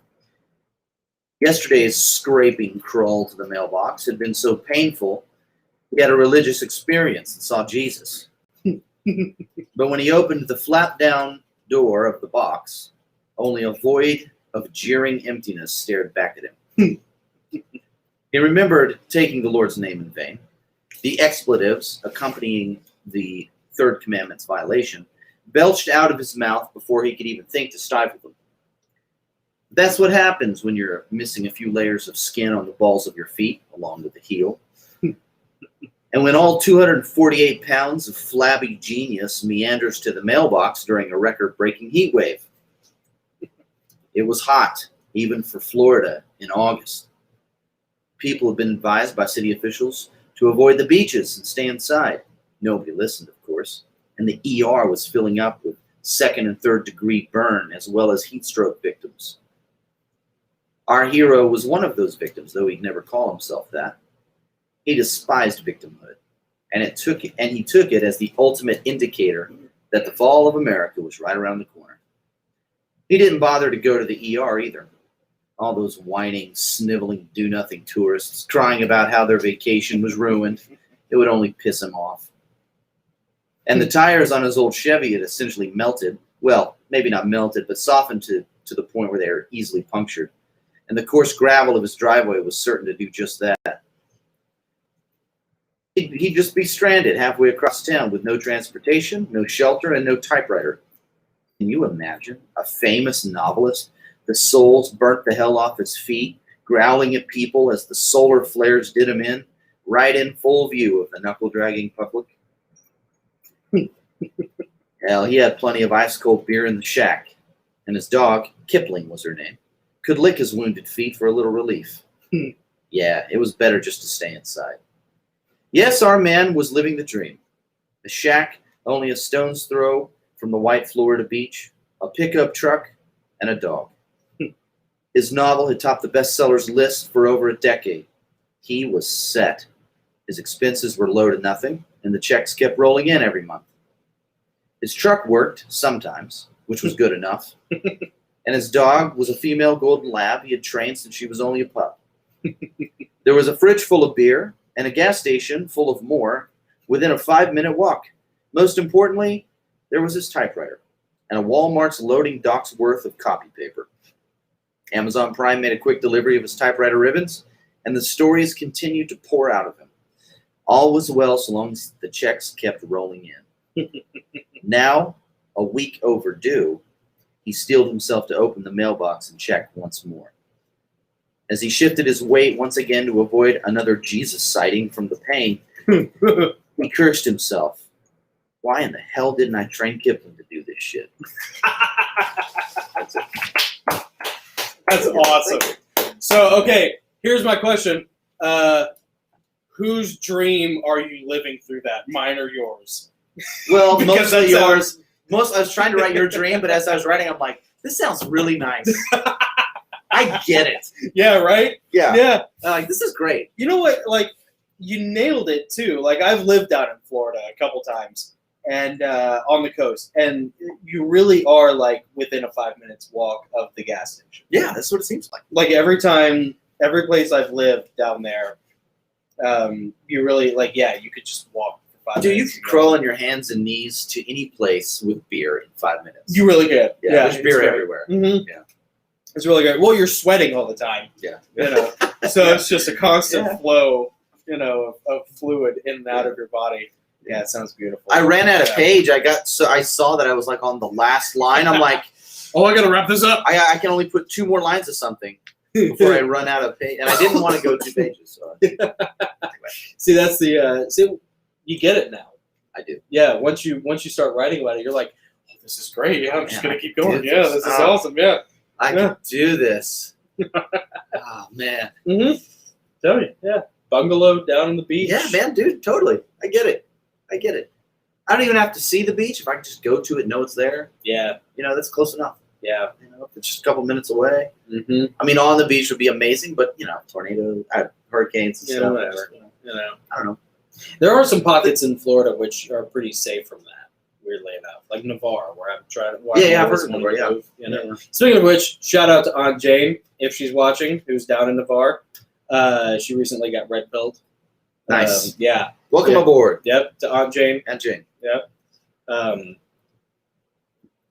She lives in an airstream down there on the coast, and you know, I get it. Yep. You know. Guess who else has been red pilled, but not politically because she was already there, but as far as cryptids and all the fringe stuff that we like to dive into. Who? My wife. Awesome. Dude, she is totally into blurry creatures. Yeah. Yeah. Oh, sweet. Yeah. Yeah. So I as we were driving, like on our anniversary, Mm-hmm. one of the stops we made was to see the ancient burial mounds, the Indian burial mounds. Yeah. And there's a Blurry Creatures episode about burial mounds. And so I said, on the way, I want you to listen to these guys. So I've been in, she knows I've been into them. So we listened to one, and then when we left the burial mound, she's like, "You can put on another episode of Blurry Creatures if you want. I mean, if you want, I mean, whatever. I don't mind if you want to listen to it." Yeah. And so I did. Yeah. And it was awesome. And then that night when we got home, Yeah. we were laying in bed. She's like, "If you want to fall asleep listening to another episode of Blurry Creatures, I'm totally fine with it." And we listened to like 4 together so far. That's It's awesome. been great. Yeah. Yeah. Well, they're just like a stone's throw away from us in Franklin. Yeah. They're Right? just up the road. Yeah. They literally Blurry Creatures. Just saying. Yeah. Check them out, man. They're great. Yeah. Blurry Creatures. Yeah. Adam says that would be awesome. I told him they should give you guys tasers next since they're looking to hook them up with body cams. Yeah. At work. Ugh. You know. Yeah. Body cams? Yeah. For their safety. It's not for their safety. No. It's for It's for their monitoring. conviction Yeah. in right. court. Yeah. When you misplace a loaf of bread and all of a sudden it's your fault. Oh, You know, and you're accused. Yeah. I'm so sorry. I know. I'm so sorry. Yeah. Adam says, yeah, that would be awesome. I would accidentally taser myself and get a day off. That's true. Yeah. Oh no, I got wonder if you myself can in the speed foot up- again. I wonder if Whoops. you can- Exactly. Adam gets it. Yeah. It's Like, that's you how have to make stick the the bread. system. Like if you get behind on your baking, Yeah. like you just tase the loaves, kind of speed it up a little bit. Yeah. Yeah. See, Adam's making the system work for him. Yeah. That's it's really good. I love it. I love it. Well, I hope that ends up not being the case, Adam. That'd be awful. I can't imagine. Yeah. Ugh. Oh, let's hear your next one, man. All right. Oh, So my this one I've been sitting on for a while because this is something that really bothers me. So I can't wait to post. I post this live stream in the iHeart Spring Hill, and then like my subdivision. My subdivision has a Facebook page. Oh, you put it on there? Oh yeah. Oh, God bless you. Yeah. This So is great. I've heard some of this, guys. I'm just gonna, moment of silence before he begins because you need to buckle up. Yeah.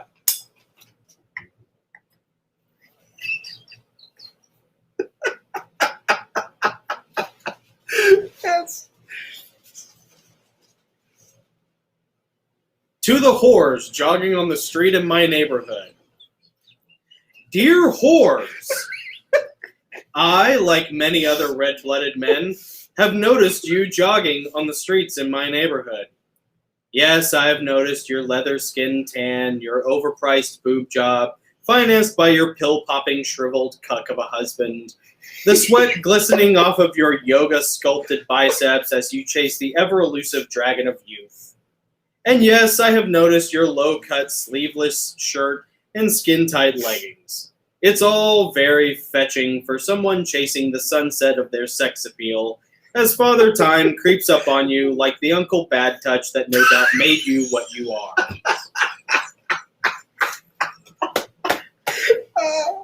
However, please stop. Your sad devotion to those shallow principles has used you up like an old wineskin. Whatever you are chasing, those calloused, veteran, worn-out knees of yours are sure to blow out at the next half-mile turnaround. You refuse to use the sidewalk, and for that, you should be airdropped into some desert country where your immodesty will be dealt with accordingly. I'm sure your children are proud. I'm sure your husband approves of your Instagram account. But for me, I'd just as soon bump you with my car. Not because you are a whore, but because you demand we pay attention to you by swerving around you. I hope you get word of this through the community Facebook page. Please send your best. The door's unlocked. Sincerely, Jonathan Goss. P.S. There's a P.S. Yeah. To the far younger, more attractive, modestly dressed women I encounter when walking my dog before the sun comes out. Thank you. Thank you for not being desperate. Thank you for not forcing others to give you attention. Thank you for walking your dog or jogging on the sidewalk like a normal human being. Thank you for not acting like a vanity-stricken whore. Keep up the good work. Yours truly, Jonathan Goss. Second applause. Second round of applause. That was great. That was like an encore. Yeah. Oh, so good. I cannot wait to go back and watch this. So good. And so you put that on your HOA, like your HOA? Yeah. Facebook page? Yeah, I put all of these Oh, on there. man. There's an HOA Facebook page. Nice. So I post all these on there. Oh, your one-offs? Well, just no. I mean the live stream. Oh, I okay. post the whole live stream. Okay. You know, like how I'll post it in the Gosslings Facebook group, or Yeah. I'll post it like on Fringe Mythology. Yeah, yeah. You know, Fringe Mythology is a cool Facebook page that Nick also runs. It's Yeah. kind of like Blurry Creatures before Blurry Creatures. Yeah, yeah. To be honest with you. Only not as cool. So, yeah. Well, you know. I should have turned it into a podcast. Well, I know. They beat me to it. They beat me to it. You know. Oh well. Oh, speaking of which, I figured out how to extract video Oh, sweet. of our live streams here. Yeah. So I need to just To turn upload them it. into podcast. We can. Yeah. Yeah, we okay. can. Yeah, I Yeah. can do that for sure. Bigger guns. I'll do that with 34 episodes, and then we'll be all caught up, right. and that'll be great. Yeah. Let's see. What did Adam say? The bigger problem would be if Philip used the taser on Daddy. Yeah, you got to worry about like what you bring home, Adam. You know, you never know. I'm getting text. I might be in trouble. Uh-oh. Let's see here. No. Stand by. Oh, no trouble. No trouble. Oh, okay. Oh, cool. All right. It's YouTube saying this is your first warning. Okay. We're good. We're Wow. good. We got a couple more to go. It took us 35 episodes. Yeah, of 30. Yeah, we're on episode 34, and now we're getting our first warning, which is pretty good. getting soft in my old age. You know? Yeah. Slowing down. I love it. I love it. I'll be dead in a year. It won't matter. Who cares? You can do whatever you want. Now there's so much coming our way, so much excitement. I say we get on to the topic now. Yes. We have waited. We have saved the topic to the end. Yes. We wanted to get through all the other stuff that we normally do, which we have to do as a writers group. And now Yeah. the topic. And now. I'll let you make the introduction. And now for the main event. I wish I had some music to cue right now. we need like a little soundboard that you could just like, you know, Yeah, surely there's a way that I don't know. Sunday, 4:30 Central Standard Time. The Gosslings live stream. Here it is. The Yep. topic. What are we talking about 3, today? 2, 1. Killdozer. What is Killdozer, Jonathan? Killdozer. So I don't know if anybody's noticed the mug that I've had sitting right here. This is on AAF Nation. They sell a bunch of patriotic, fun T-shirts, whatever. One of which, though, is I'll probably put that up closer to the camera. See, it says "Tread on those who tread on you," with a picture of Killdozer on it. So I showed Nick this mug just because I thought it was funny. I ordered it like a month ago, and Nick had never heard of Killdozer before. Nah, I didn't know. Many of you watching may not have ever heard of Killdozer before. Killdozer is sort of the icon of the patron saint of libertarianism, Marvin Heemeyer. Marvin Heemeyer, back in 2004, I believe, the early to mid-2000s, was a guy in Granby, Colorado, who got royally screwed over by the local city council and decided to take out his frustration, but also really give them what they deserved by... We'll tell him what the city council did first. Sure. So he has a business, right? Yeah, so he's from South Dakota. He moves to Granby, Colorado, lives there for 10 years, and then he has a muffler shop.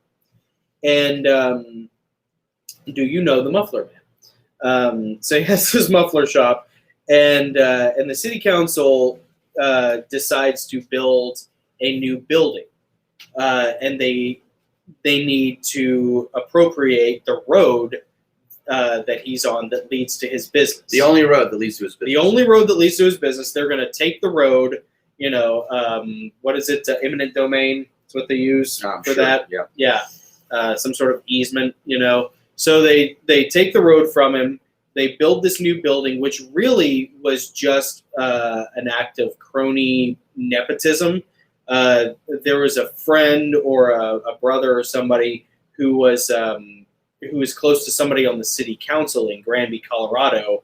And so they built this new building, I think basically to let them do the construction project, if I remember correctly. You can Wikipedia Killdozer. You can read up on it if you want, whatever. Anyways, the city government does not need to do this project, but they decided to do this project anyways. And in order to make the project happen, they have to take away the road leading to this guy's muffler shop, his business, his sole source of income. He finds out about it. He finds out about it. Yeah. He goes through all the normal channels. He, writes to them. He protests them. He tells them what's going on. And they basically tell him to kick rocks. They tell him, sucks to be you. So they do it. They take away his road. Now he doesn't have a road to his business. Well, that's a violation of city ordinance. If you have a business, you have to have an easily accessible road to your business. Well, he's not going to build a new road because they took his road from him. Yeah. They didn't build a new road for him. They just took it from him. And so they started fining him. They started for not having a road. For not having a road. Because they took it away. Because they took his road from him. Oh my gosh. So welcome to government. welcome to what your government can do for you. So they take it away from him. They start fining him. They even cut off his water. They cut off his power. They punish him in every way they can. and he decides that he's had enough of it. You hear the twing? Yeah. Twing! He snapped. Ding! Yeah. It kind of sounded like my typewriter when it finally broke. Yeah. Just, you can hear like the thing unspool. Man. You can hear the restraint unspool. Yeah. It very much was like a real life version of Michael Douglas's Falling Down. Yeah. You know? He has his Michael Douglas falling down moment. Yeah, he has And his it's falling glorious. down moment. It really is. So he runs a muffler shop. He has a bulldozer. He closes up his muffler shop, and he spends however many days creating what they came to deem the Killdozer. But it basically was just an up-armored bulldozer that he built. He welded panels, bulletproof panels on it. He reinforced it, and he built it as like an enclosed tank, almost like a tank. And then he welded himself inside of it. He had a 30-06 rifle and a handgun, probably a 1911, because he seemed a little fuddish. And then he proceeded to. Is that Aism coming out there? Yeah, a little bit. Yeah. I had someone. I had some twinky little millennial, or Gen Zer at the parking lot thing, be like, "Oh, we're not heteronormative here." I was like, "Oh yeah, we are. Yeah, we are, and I'm in charge." So, sucks to be you, kid. So, anyways, Marvin Heemeyer, Killdozer extraordinaire. He welds himself shut inside of his up-armored battle tank bulldozer with a rifle and a handgun, and he does it all in secret. No one knows what he's doing. And then all of a sudden, he bursts out of his muffler shop and proceeds to drive to, he tries to go to every one of the city councilmen's either places of business that they own or their residences and demolish them. And he doesn't try to kill anybody. He doesn't try to hurt anybody. He's just saying, "Oh, you want to ruin my life and my business and my..." Okay, well, I got a Killdozer. So maybe we'll just how the turntables have turned. Oh, man. Yeah. Should we watch the helicopter footage? Yeah, show it. Yeah, I was showing Nick. There. Nick had never heard of this before. So I was telling Nick about it earlier, and we were right before we started the live stream. We were watching this. This is just a classic example of one man pushed to the brink by a corrupt government, because just about all government is inefficient, and all government is basically corrupt. Crony, just nepotism is such a massive thing in government. People only care about their power. People only care about their money. They ruined this man's life, and this man was like, "Oh, screw me? No. I have a Killdozer. No, screw you."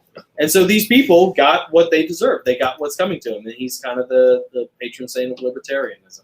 I don't know if you'll be able to hear this, but and I might skip forward a few times. This is helicopter footage from the event. When did it happen? Do you know what year this 2004. 2004. Okay, and there's a whole documentary that they made about this as well. I haven't watched it because I hear it's a little biased. They try to make it look crazy, but I kind of want to watch it anyways, just to see. Crazy's relative. Yeah. Look, this guy didn't kill anybody.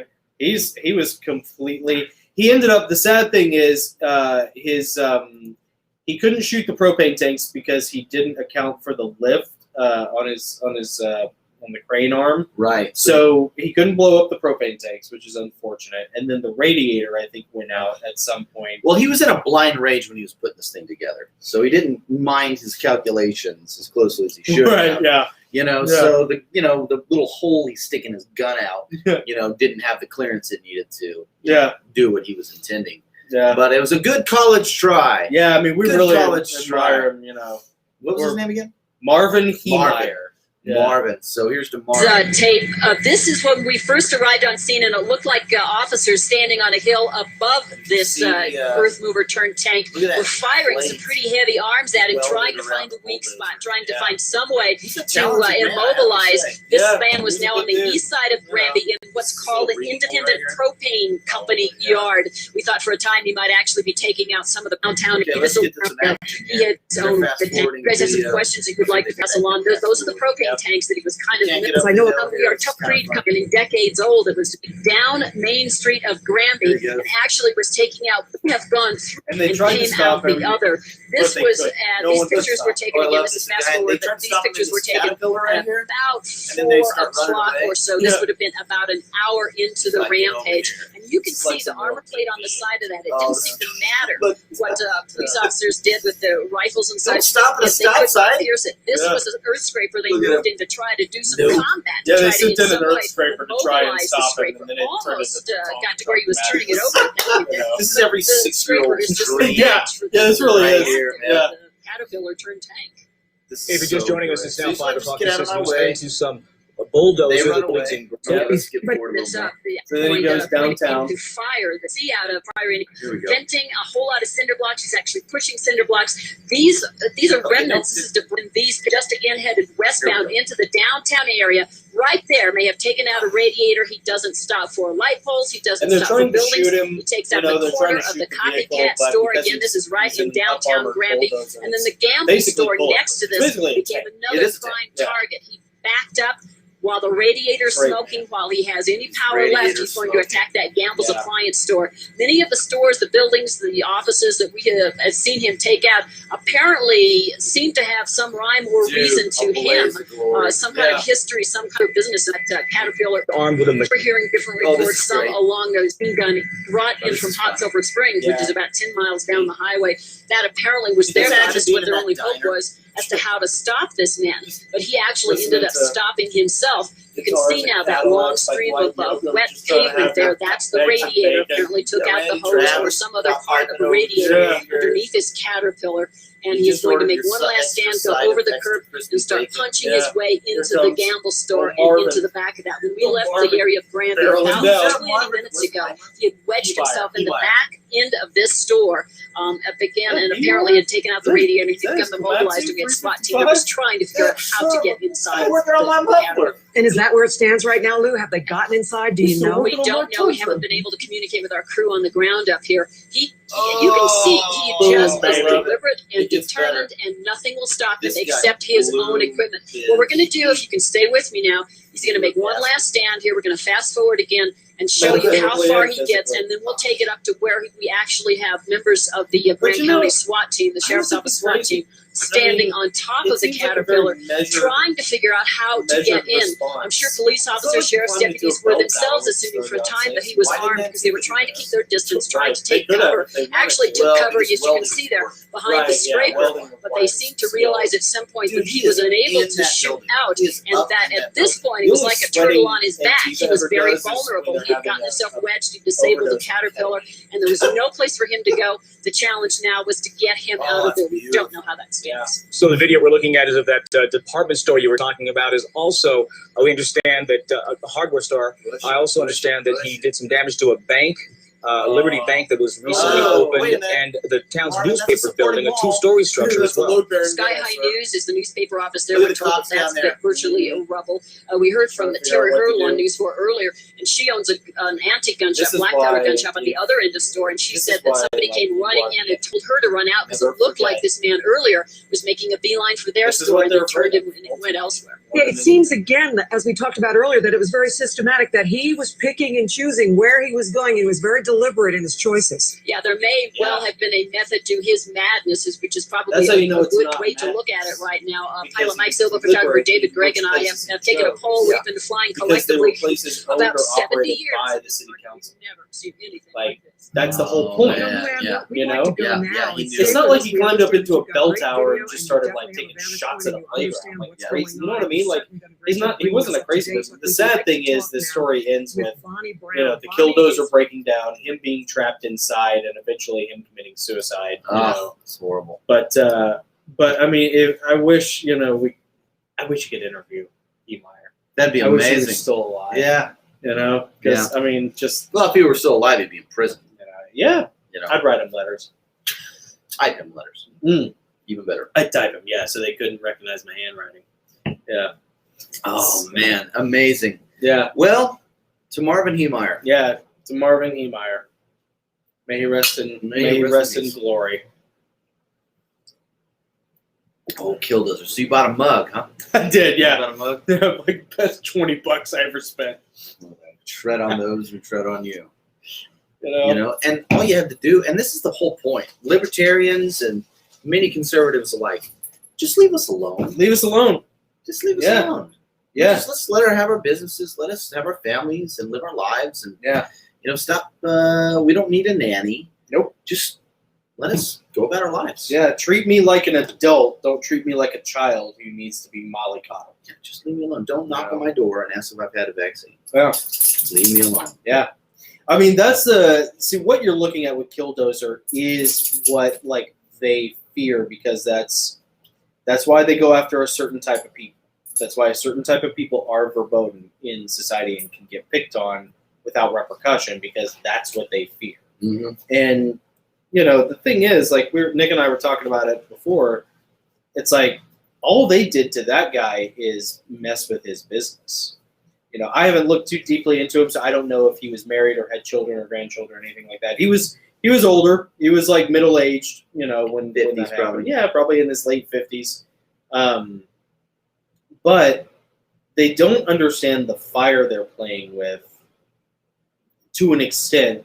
They kind of understand the fire they're playing with when they mess with families. Yeah.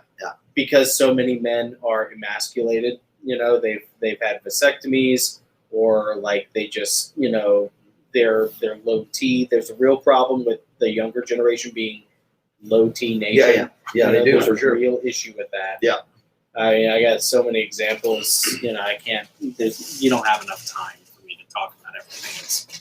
But the point being, that's what they fear, and it's like, man, if you keep playing with fire, if you teach CRT in our schools, if you won't let parents homeschool their children, if you won't let, if you try to invade the sacred space of the nuclear family, Killdozer. Yeah. If you're lucky. Yeah, if you're lucky. If you're lucky. Like, I am so, in a weird way, I'm so grateful I don't have children, is I'd probably be in prison. Like, you know what I mean? Like, it just, all it takes is, like, the wrong person to come to the library to read a story to my child. Right. Uh-huh. And you know what? I'm going to be on the news. So, well, there's always hope. There's always hope. That's true. Yeah. Yeah. No, I could have a kid. And we got 3 more I could be years. 45 when I do. At least 3 more years of this type of Yeah, pressure. well, the thing. Yeah. The thing Yeah. and the thing. 3 more years of the thing. Yeah, the thing. Yeah, just the tightening, Mm-hmm. of being accused of murdering people because we didn't get the jab. Yeah. Oh, yeah. Yeah. Sorry, Nick pulled that up earlier. Yeah. He took a screenshot of that. Yep. Just- Without using any specific words, I'm going to pull it up here. Yeah. I'm going to pull it up here. We're not going to use any buzzwords that might raise any red flags Yeah. on YouTube. But let me just pull this up for you real quick. Yeah. There's a real problem with them. They're gearing up to do a certain thing that is not going to turn out well for them. And really, what you want to make sure you is on the second or third wave of that. Yeah. Because after first wave, after enough people get popped, then enough enforcers get popped, they'll be like, you know what, this isn't worth it. Yeah. So this is the message they're trying to sell now. Shout out to Nick, by the way, for being like the engineer maestro of this. I'm not going to say anything. I just want you guys to read this quote from just a couple days ago. Yeah. I'm not going to use any of these words. YouTube.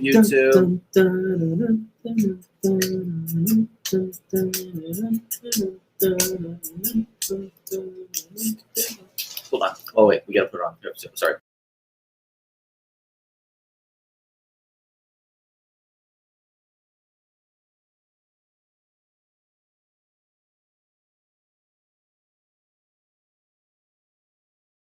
Her name was Lola. Can you She believe? was a dancer. Can you believe Yeah. that America's come to this? If you had asked me 10 years ago, I would have said no.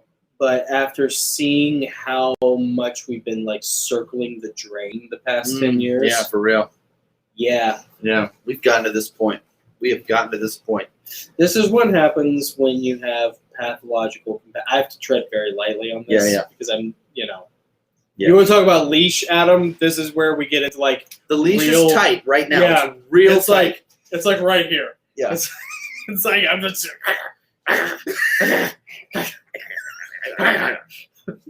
can't, Without using any names or using any specific buzzwords. Yeah. Go ahead. This is a byproduct of the past at least 50 years. I've noticed it for 30 years. This is honestly if I could boil it down in a non-offensive, like non-tangential way, it's a low T problem. I honestly think if you want to isolate something that could fix a lot of this, and there are a bunch of reasons for that. Yeah. Video games, free porn, bad food, social programs, educational system, media. I mean, everything is engineered to take Adam out of the picture so that the serpent can sell the fruit. Yeah. And that's kind of what you're looking at. I think if I could crystallize it, that's good. Yeah. If you really wanted to solve the problem, just take a giant syringe and just testosterone into the whole, and just get a bunch of chads out there who are like, no, I'm not gonna, Yeah. That honestly, because you'll get more. See, Killdozer's an isolated incident because that's one man who understands it. The second he seals himself in that thing, he's not coming out. Yeah. That's one road. To your point, Jesus nailed it in Matthew 12:29. It says, or again, how can anyone enter a strong man's house and carry off his possessions unless he first ties up the strong man? Yeah. Then he can plunder his house. Oh my gosh. That's it. That's it right there. Wow, good pull. Yeah. Nick. Yeah. That's impressive. Yeah. Well, you was said that it. serendipitous, or did you just No. have You that in said your that. brain? I'm like, that sounds like what Jesus said. I remember him saying strong man's Really? house. I remember that. Yeah. When you Okay. said remove Adam from the picture, so that the serpent, Yeah. Notice that Adam wasn't around when Yeah. the serpent approached Eve. Yeah. She was by herself. Yeah. That's and it's not a sexist thing. It's not misogynist. It's just there are functions that God intended. He couldn't have pulled it off with Adam. No, he would couldn't. never have pulled it off. And Adam's life would be worthless without Eve. Yep. So it's there is a symbiosis here that has to take place, but there are functions. I would never in a million years trust a guy who is a K through 5 teacher. Not gonna do it. Why? Why are you teaching little kids? That's weird. I don't like it. And what about a guy who writes books for middle grade kids? Just make sure I just want to know where I stand. Total degenerate. I love it. I love it. Yeah, total degenerate. Yeah. Well, that's hanging out with my nieces and nephews. That scene in The Emperor's New Groove where John Goodman's character comes home and his little kids are they're all excited and they just yeah, man. One's look, my tooth is loose. Even he does that. My daughter does that. So that's what it. it's like as an uncle. Yeah. That's uncle time is always because you're cool adults. Yeah. But I even as cool uncle, I'm I know everybody trusts me and I trust them and I love them, but there's still a part of me that's yeah, but still I want the parents to be in the vicinity or close. Yeah. Because they're not my kids. Yeah. So I would never. I don't know. There were times when I was down in Florida where my cousin's kid would come with me to the beach, or maybe we'd go out to dinner or something, and that's cool or whatever. But there's always a part of you that's I can't totally I'm not totally comfortable because this is not my child. Mm-hmm. Yeah, you know? sure. This is somebody else's kid. Sure. So like there are boundaries, you know, of influence as an adult that I, you know, as a guy, it's like, yeah, if this were my kid, I'd probably be telling him this, and this, you know, but he's not my kid, so like, you know, it's just this and this. But so I don't know, when you see somebody who's a guy, who's a teacher, you know, I use this as an example to say that like this is not a one-sided, oh, these people can't do this kind of thing. This is like, no, these people shouldn't do this, and guess what? My people shouldn't do this. Yeah. Like, we have our roles, you know? And I think when you... Well, the archetypes are safe. They're pretty set. They're pretty hardwired. Yeah, and they keep things in order. They keep society in order. Yeah. And when you remove that structure, when you remove that order, chaos invades. The serpent of chaos. Yeah. That, you know, that Jordan Peterson, you know, dragon of chaos comes slithering up out of the cauldron and just belches fire over everything. And it's madness. And no one knows, you know, dogs and cats living together, mass hysteria. Mass hysteria. You know, and it's true. Like, there's a reason why, like, what you have to ask yourself societally is, why is it okay to wear your sister's flip-flops? You know, why is it cool and sexy for you to have skinny jeans as a guy and to go get a pedicure, you know, or a manicure, which is even worse? Why is that promoted? That's, I guess, you have to perceive where the threat is coming from and what the threat is. It's like that in and of itself doesn't matter. Yeah. But it's like, yeah, but why is that like something that's trendy? Yeah. That's something you have to ask yourself. Yeah. Well, trending things are always things that push convention, push the boundaries of convention. It's true. You know, Yeah. they're always looking to shock people. They're not trying to, I don't think they're trying to loosen people up and get them to move in any particular direction, but they're trying to shock. They're trying to shock. And after you've shocked so much, it doesn't shock anymore. So they got to push it a little more to keep it going. And unfortunately, men have really gone very far down that path where we can do a lot of, you know, effeminate things or act a lot of effeminate ways. Yeah. And it's more and more okay. Yeah. You know, we start being comfortable in that range, and all that ground that culture has claimed for us as men, that on the effeminate side, that's okay. And then you start seeing a lot of men just kind of live there. Hang out there. Well, it's comfortable. Yeah. You know? Well, it's comfortable, because like no one is going to, you know, it's comfortable because it absolves you of personal responsibility. You know? And it absolves you of like any sort of measuring up to a standard. You know? And that's why you get guys like Emeyer, you know, who seem like such outliers, you know, who seem like, wow, what a crazy person he is. It's like, is he really crazy? I think over the next 3.5 years of what, you know, the current political climate and administration that we're under, the next 3.5 years, I think we're going to see more Emeyers. I really do.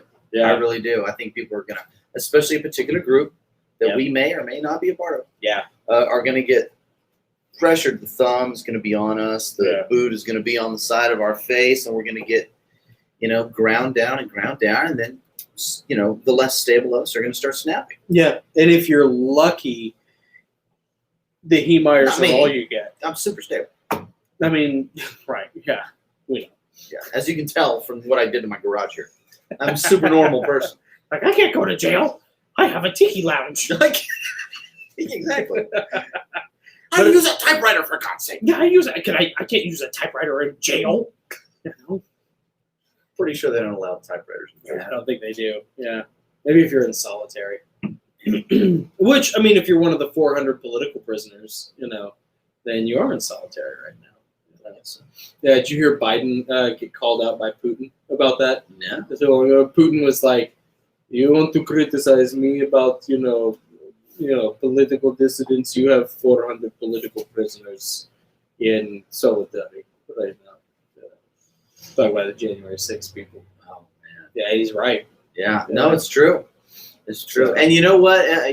Also, I wouldn't call them political. So come on, Q-tards, where's your Jesus now? But there are a group of political fugitives, if you want to call them that fled Texas. Yep. Yeah. That fled Texas. They're all state senators. So wouldn't it be great if there was just like a gallows waiting for them to go back? And there was a bill that they didn't like coming through, and they knew they weren't going to win. And so they decided to abandon their jobs, pitch a fit, and fly to Washington so they wouldn't be president. Yep. And the Governor Abbott of Texas is like, I'm going to arrest every one of those people when they come back into Texas. It's so awesome. And they're afraid to come back. Yeah, and they're going to get arrested. And Abbott said that we're going to arrest them and escort them straight to Congress. Yeah. So that they can vote on this bill. Yeah. Oh, it's political theater, but it is ultimately so theater. fun. Yeah. It's so fun to watch. Yeah, ultimately you can't. Honestly, I don't really think there's anybody who's like really on our side. I don't know. I think there are. I think there are. There's only so much they can do within the boundaries of what's legal. I think there are a lot of people in that sphere that are trying everything they can within what's legally allowable, that are really working hard. But see, now you see a classic example of the core fundamental difference of like Nick's soul versus my soul. Yeah. They're out there, dude. Here. Nick has a measure of optimism where I am optimistic. I mean, I'm not optimistic about the future. Right. Don't get me wrong. You're optimistic about the path. I'm optimistic about the present. Like, yeah, there are people out there. Oh, we're gonna lose. Actually, it's dead. America's dead. Yeah. But at least there's some people that don't believe that. They're still fighting for something that. Well, I hope you're right. May you be right. Maybe. We'll see. We'll see. Yeah, but I mean that's the beauty of. I think DeSantis cares. Yeah, probably. I think he cares. I think he's trying his hardest. I think he's doing his best. Man, I never really thought that like I would be like, man, I really want to move to Florida, like for political reasons.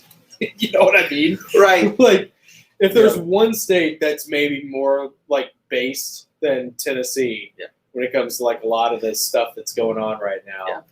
DeSantis is basically the Florida man of governors. He really is. Yeah, he's the total Florida man. I keep waiting. And I love him to death. I love him. I keep waiting for DeSantis to show up like Grand Admiral Thrawn. You know, like Grand Admiral Thrawn would wear an Salamory like force negating lizard. Yeah. I keep waiting for DeSantis to show up with just like an alligator, baby alligator draped over him. That'd be awesome. That'd be awesome. Like we just transitioned into some weird like Mad Maxian kind of territory. We are almost there. We are almost there. Yes, we are. Have you noticed that over the past couple of years, drivers, just because of the congestion and the political climate, and we're being in a red state, so we have so many of those people who feel like they're the target of all of this nonsense. Oh yeah. Have you noticed that the driving has got so much worse? People are just super aggressive and just on edge all the time. Yeah. It's really dangerous. Yeah. I mean, it's like you're talking about me. No. No, you're a great driver. I'm just behind the person, feel like, just go! Like, just go! Yeah. Like, 55 does not mean 50. You know? Like, it's a straight, just go! You know? Yeah. And I'm the opposite. I'm the opposite. I'm on the interstate. Speed limit's 70. I'm going 70, maybe 75. And I'm being first. I'm like, dude, the speed limit is 70, not 85. Or I'm going 80 because everyone else is, and one guy blows past me. I'm like, dude, the speed limit is less than what I'm going, but you need to slow down. Yeah. All of a sudden, I'm cruising along, being like, God, these people are going so slow, and I hear, dude, was that you? Keep waiting for that moment to happen. Like, dude, slow down. Yeah. So man, it's crazy. It's crazy. The roads are nuts. The roads are nuts right now. Oh, I'm terrified of my kids having to drive on these roads. It's scary. No public transportation. Oh, we lost the battery. The battery. Okay, stand by. Man, Stand by. We're still died with you guys. 8 minutes early. Where are we? Here we go. We're going to switch over. Oh, you know what we call this? We're going to start calling this Potato can. Welcome to the Potato Cam after party, folks. That's right. The Potato Cam after party. The You made VIP. it. You That's are right. in the club Yeah. now, boy. Now you're in. I'm now watching you're in our the live real feed over here on my deal. laptop. And we go, oh, there we go. Now we're in. Yeah. Yes. Sweet. Yeah. Now it's time for real talk. We're still live streaming to Yeah. platforms. No, it's okay. Yeah. Just, dude, did you hear that the White House is flagging Facebook Yeah, I posts saw for that. misinformation? Yeah, of course. That is straight up fascist. Mm-hmm. Straight up fascist. Well, I think it's hilarious what they consider that they're even able to quantify misinformation, considering everything that was labeled misinformation a year ago is now being proven to be true. I mean, we've known forever that masks are not effective. We've known forever that like any sort of jab is going to be like any other jab, how it's not going to really help you. They even tell you it won't help you. Yeah. And that you need to like, There's you no need to get it. guarantee, but it's still mandatory. So and It's getting to the point where it's mandatory. yeah. So And we knew a year ago. yeah. That the you-know-what was engineered in a lab in China. Yeah, that's the big one. That's They said, the big- no, that's ridiculous. Yeah, you're a conspiracy theorist. I mean, again, Now it's out. I had people telling me in the first week that it hit that like, no, this is out of one of the 4 bioweapons labs in Wuhan. And, that was sort of making its rounds last year a little bit, and everybody said in the mainstream media, oh yeah, it's a conspiracy, you're a conspiracy theorist, and now here we are, and Conspiracy gain of function theorists or early adapter. yeah, right. I tell you, I heard from some pretty reliable sources a couple weeks ago that what they had intended, the original plan. I can't remember if I told you this or not. The original plan was for this to come out in 2025 at the end of Hillary's reign. Ooh. But because they hadn't adjusted the Dominion software the way they needed to, and Trump was such a blowout, Yeah. that caused the plan to have to be prematurely accelerated. So they had to release it before it was truly ready. It was supposed to be far deadlier than that. Oh, wow. Wow, interesting. Yeah. Interesting. I don't doubt it. So I don't doubt it. Yeah. Oh, man. Crazy strange times we're living Yeah, I know. It's scary. And I heard my wife was telling me that she read that the administration has been taking steps, I would say overt steps, to cut off people's access to the internet that they find too loud, dissidents that they find too loud and noisy. Yeah.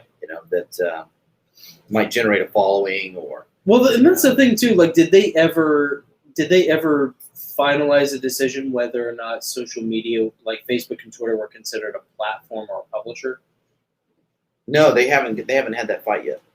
See, They're that's pushing for it. Republicans are pushing for it. right. You have to have that fight. You have to determine whether or not this is a platform or a publisher before you can start, doing the censorship thing, at least legally in the courts. We'd be You know having what? that fight right now. 4 years ago, Yeah. if our president 4 years ago Yeah. had been working with Twitter to flag posts, Yeah. can you imagine how quickly we'd be talking about Section 230 right now? Yeah. It would be a law. There would have been resolution, bill, Yeah. law. They would have rammed it through. So you can't Rammed do it that. through. You can't do that. Yeah. You are a platform, not a publisher, and the White House cannot. You cannot collude with corporate America to silence free speech. Well, yeah, But this administration can. Well, the sad reality, honestly, is we haven't been a sovereign nation since 1871, if you really want to get real about it. Since the Civil War, since the reconstruction of the Civil War, we haven't been a sovereign nation. The Mockingbird media, the CIA has controlled the media since at least the 60s, if not before, and that's never really gone away. And it's just transitioned into social media. So these social media platforms are basically, they're honeypots for information and data gathering and surveillance. So everything you do. That's kind of why Nick and I do these, to be honest with you, because we hate social media, and even though we have to use it, and we try to mitigate that as much in our lives as possible. All of it's just tracking software. All of it's just information is power. Every bit of it is about being able to track every one of you, every one of us. And there's no real solution for that. I mean, China owns a large portion of all that stuff. They own a large portion of our power grid in certain areas. Not to mention farming land. It's just, yeah, America's over basically as an experiment. It's just we're in stage 4 cancer, not stage 5. Yeah, that's true.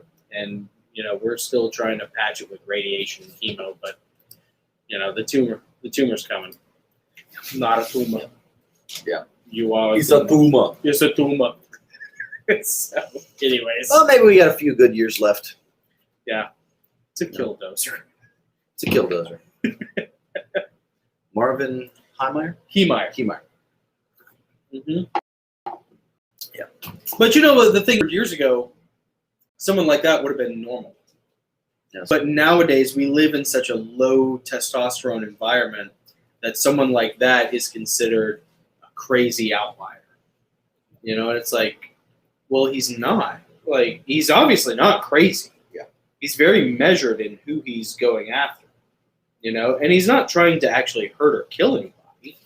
He's just trying to, quid pro quo. So, like, what you see there is the best case scenario of reprisal. And that's like as tame as it gets. So, but that's why you eliminate the strongman, because once you take the strongman out of the home, you can do whatever you want, and there's no one there to stop you. And anybody who might come in, to stop you is just, whatever. They're a crazy one-off, isolated. So, Well, they said that they're going to go door to door and they want to make sure people have access to the jab. Oh, thank you. Yes, right. There's going to be some initiative where in some areas they're going to go door to door, make sure people, know about it. And as if there's any missing it at this point. Yeah, they're going to target the people who they know everyone has identification showing that they've gotten the jab.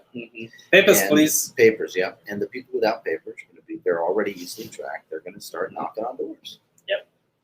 They're doing federally what Bill Lee allowed in Tennessee, or almost allowed in Tennessee, with the education commissioner, where they were going to go door to door to make sure kids who were in lockdown had the access, make sure that all their educational resources and their access was sufficient, make sure the kids had what they need. That's not what it was about. No. They wanted to come and see, the things you're not doing for your kids and take your kids from you and force them into a different situation. The state wants your children. The state, absolutely. And the Fed wants your children. Yeah, the state wants your children. The government wants to invade any sacred space that you have. Well, you don't have it. They have it. It's theirs. Yeah, they have. Well, they own your property. They own you. If you ever think you own your own property, just wait until there's some sort of easement on it. That'll wake you up. Eminent domain means you don't own anything. Yeah, and they will take it from you. And you can negotiate those terms, but at the end of the day, there are some things that the Constitution says that we do own. Yeah. You don't own a car.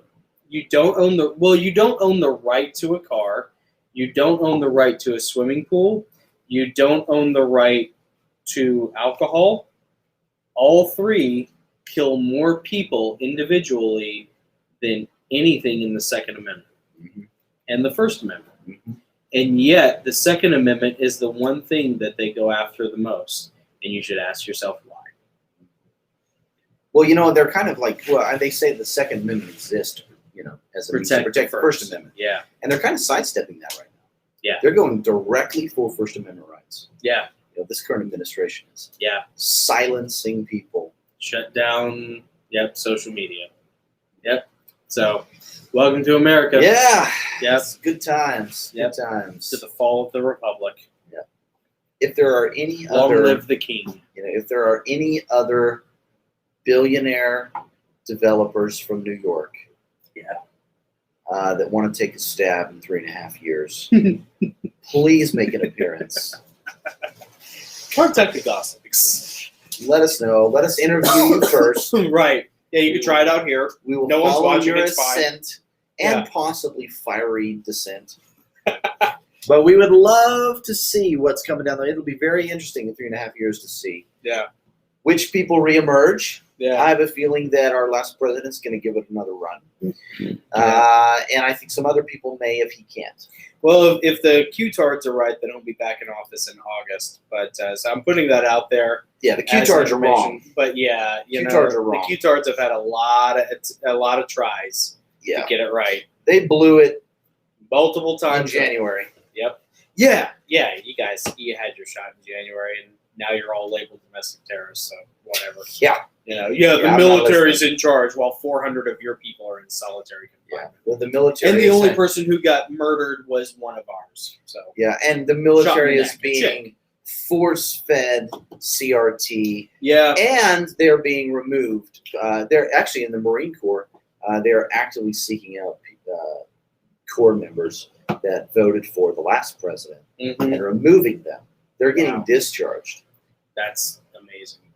I haven't heard that. Yeah. I knew that that the Pentagon was wanting, or that the military, especially the Army, was looking at people's social media, soldiers' social media, to try and vet them, especially after January 6th. Now, there was a memo that went out. This is worth looking up. There was a memo that went out back in Obama's, I want to say, second administration, where anybody colonel or above was vetted for whether or not they would fire on their own civilians. On And their if own they said citizens. yes, They were kept in. Yep. And if they said no, dude, I talked to somebody about that today. He said, yes, not only is that true, hundreds of officers were shown the door. They cleaned house. So if you're in the military, if your son or daughter is in the military, like, I don't want to hear it. I don't want to hear about, like, because I hear this from veterans all the time about, like, how, oh no, I wouldn't have done that. They won't do that. Yes, you will. Yes, you will, because the landscape has changed. Yep. And guess what? You probably would have done it 20 years ago if you were 18 and told what to do. So welcome to reality, dude. Like, let's stop lying to yourself about, what the landscape really looks like here. And they did. The reason why, by the way, you go after anybody colonel and above is because colonels are in charge of areas of operation. So, like, if an earthquake hits Tennessee, there's a national disaster, National Guard needs to be called in. Guess who's in charge of that? It's a colonel. Colonel is put in charge. that probably hasn't changed for centuries. During the Civil War, when men would sign up. Colonels were in charge of regiments. Yeah, colonels were in charge of regiments, and when Good example of that in film is Glory. By the way. when a wealthy person would enlist, and they would They were bring given a people commission. with them. Yeah, they give them a commission as a colonel. A colonel, One of them or from they the would be, territory. if they had proven themselves already, they would be like a brigadier general. Yeah. Like Stonewall. Yep. Stonewall Jackson. In fact, my other guy, my buddy, and I were talking about that earlier this morning. How, like, it really is nothing has changed from the old imperial system of, like, royalty. Blue bloods were given commissions as officers, and you could pay that off to somebody else to go be your officer for you in your spot. But, like, it's very medieval in how it's structured. That, like, very feudal in how it's structured. You would raise up your own army, and the Civil War was a classic example.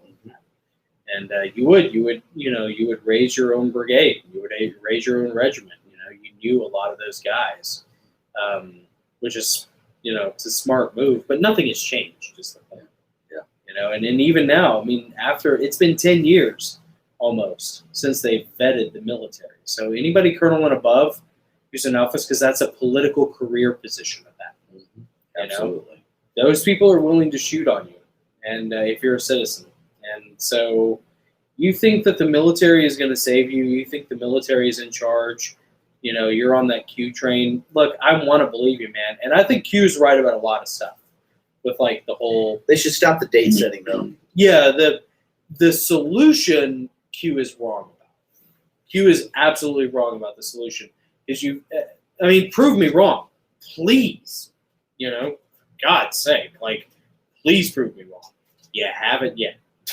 I know we should talk about next time. Yeah. I mean, after the Pressfield interview, because that's going to be. Yeah. That's going to be then our next episode of this is going to revolve around our Pressfield interview. Yeah. But the one after that, yeah, we should dive into Fall of the Cabal. Oh yeah, probably Alexandra. Yeah, Fall of the Cabal. Yeah. Q, the Adrenochrome, Frazzle Drip, all that good stuff. Yeah, let's go deep. Dig deep. You know what? Because here's the thing: the Pressfield, Pizzagate. the Pressfield interview, I consider to be like our high water mark. Absolutely. That is like day 3 Gettysburg, the angle. Yeah. You know, the moment when the Confederacy almost won the Civil War. Yeah. You know, that's the peak. It never is going to get any better than Yeah, interviewing it's good. Steven Pressfield. Yeah. So like after that, all bets are off. We're going to lose this war, Right. but we may as well have a Gettysburg event with Steven Pressfield.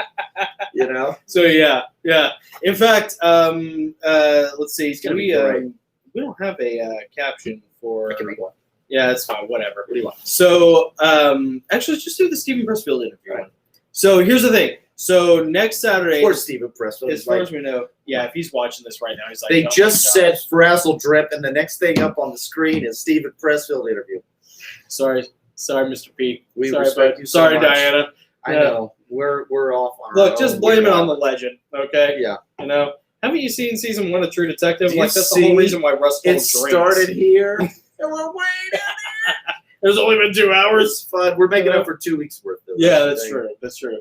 So we are going to, the way it's working right now is we are going to do the interview just like this, like we've done our previous interviews with a restream link live at noon on July 24th, so on Saturday. If for some reason anything changes, I'll make an announcement or we'll make an announcement, whatever. Like we'll get it out there to the 6 people who care. And then we might just, I'm sure we'll probably still end up restreaming it that following Sunday. But it might be cool, stay in touch with us on social media, either on Instagram or Facebook or whatever, or on YouTube, to see if like you might be able to like hop in and join us for that conversation. Absolutely. With comments on Saturday, because we will be doing that a day early. So yeah. So anyways, Saturday is the day. And it's going to be at noon our time? It is at Yes. noon, confirmed? It's 10 10 o'clock his time, Okay. I think. So that should be noon Central Time. Okay. He's in California. Yep. So Yep. Man, so it's going down at noon, and you want to do that live? yeah, I think so. Is he okay? Are they okay? I don't know for sure yet. I've emailed him and asked him, been like, hey, we just send you a restream link. Literally all you have to do is click on it, and you're good. It pipes right into YouTube, and we're good to go. I would like to do it I assume it's okay to do like we discussed before, as a live interview. But if you prefer it otherwise, or if you prefer us to send you questions ahead of time, do that too. So I don't think he really cares. To be honest with you, I think he's like, dude, I got Dude, so he's a much master. going He on. can navigate in the interview process. And I've been watching him on Instagram. Yeah, He seems like such a kind man.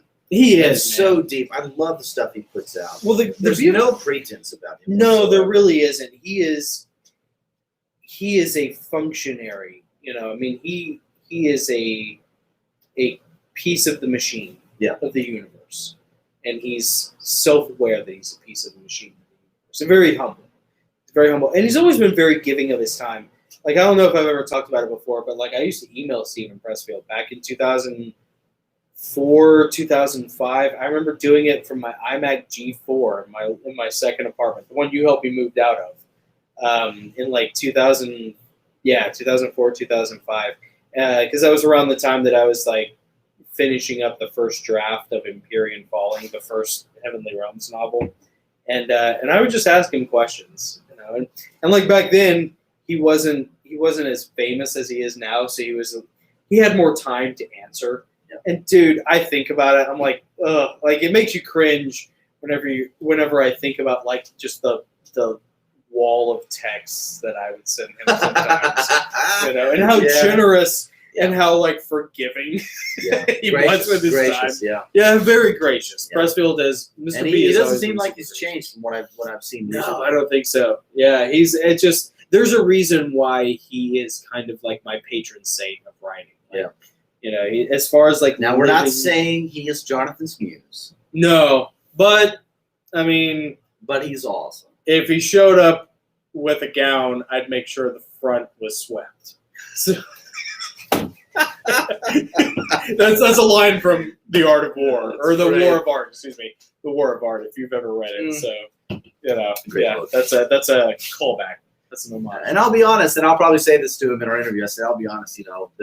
The books, the copies of Men at Arms that we purchased, I'm totally holding on to those until there's a movie, and then I'm gonna Oh my gosh, like hotcakes. Man, what a great movie, man! It would be like, you know who would be great in that, aside from Mel Gibson?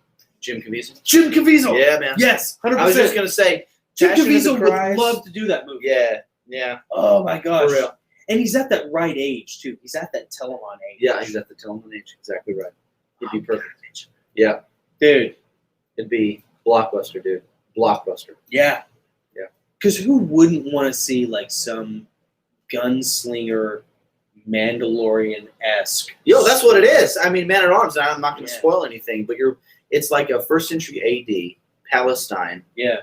Man at Arms. I mean, Mandalorian. If you like Mandalorian, you owe it to yourself to read or listen to Man at Arms. Dude, yeah, it's so good. I'm not gonna say it's the same story, but it's the same story. But it's awesome. Well, it's one of those archetypal stories of a man who is just in a cycle of repetition, who finds something to latch on to. If you identify, if you're a dude and you identify with Mando, you will you will go so much deeper down that sentiment. Yeah.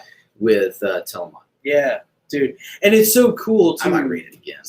I know. I might read it again before we interview. It's an easy read too. It's a really good, effective read. And his prose is so smooth. Yeah, it's so easy to read. I know. So good. I clumsily aspire.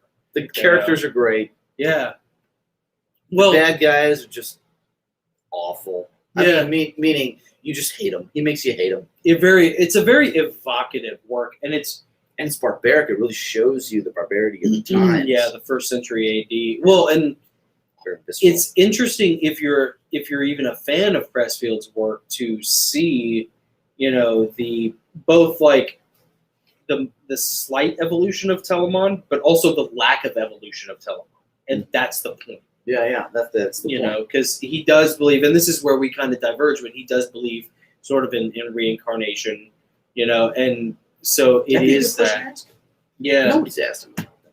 Really? Yeah. Really? I don't think so. No one's asking about reincarnation? Yeah, like, what are your thoughts on that? Like, do archetypes reincarnate? That'd be a great question. Wow, that's crazy. I can't believe no one's asked it. Not that I've heard. I haven't listened to every single interview. Because that's at the forefront of the Telemon story. Yeah, man. It's about, you should ask. The Telemon character is one that shows up first in Tides of War, which takes place in... That was before Gates of Fire? It was after Gates of Fire, both okay. chronologically and in his writing career. It was the book after Gates of Fire. It's the Peloponnesian War. That's when Telemon first shows up, and then he shows up again in the Virtues of War, which is about Alexander the Great, and then he shows up again in present day in The Profession. But there is this recurring theme, Yeah, and in A Man at Arms, Telemon is a Greek mercenary for the Roman army. Actually, he's kind of it's after his career as a Greek mercenary for the Roman army. Yeah. So he's kind of in retirement, but he has some renown that he's built because his when he shows up prowess. in Jerusalem, the guy in charge of the garrison knows him. Yeah, he calls him Peregrine. Yeah, that's his nickname. Peregrine. Yeah. It's a cool book, man. You gotta, if you haven't checked it out, it's so easy. It's awesome. so worth it. Yeah, and it is. I I won't say it's peak Pressfield, but it kind of is in the sense that like Pressfield has really, with the virtues of war, Pressfield really like landed in his groove. Yeah. And he has been in that sweet spot groove ever since then with every book that's come out. I tell you, a real coup d'etat for him, which was really interesting, was the Afghan campaign, which was a sequel to The Virtues of War. It's about a random Macedonian mercenary during the time of Alexander the Great's conquest of Bactria, which is modern-day Afghanistan. The interesting thing about that was how he was able to change up his narrative voice, because it's a totally different character. Interesting. Yeah. Instead of being Alexander the Great, a prince, it's just like this lowly, just mercenary, just this boot on the ground kind of guy. Yeah. And that's a really hard thing as a writer to do. One of the hardest things to do as a writer is to change your voice. So, anyways, yeah. I don't even know if I've found mine yet. Right, yeah, My primary first. Tell me voice. about it. Yeah. That's awesome. Yeah, that's awesome. So, anyways, I want Mexican. So, Okay, let's go eat. Thanks All right. for joining the after party. Yep. And VIP. we'll see you next week, Saturday at noon. We're gonna do Yeah. this again Saturday at noon with the legend Himself. Do you think he might take questions? He might. Yeah. I mean, honestly, like Be if anybody's- live. Yeah, be on the chat. Yeah, if anybody's watching this, if anybody from Instagram is like watching this or Facebook, if you have questions, be live. Like throw the questions in. Yeah. Who knows? Because honestly, like I've been a fan of him for 20 years now, so I might seriously just I might have to do all the talking. just the whole time, just be like, I know. He might get starstruck. Yeah.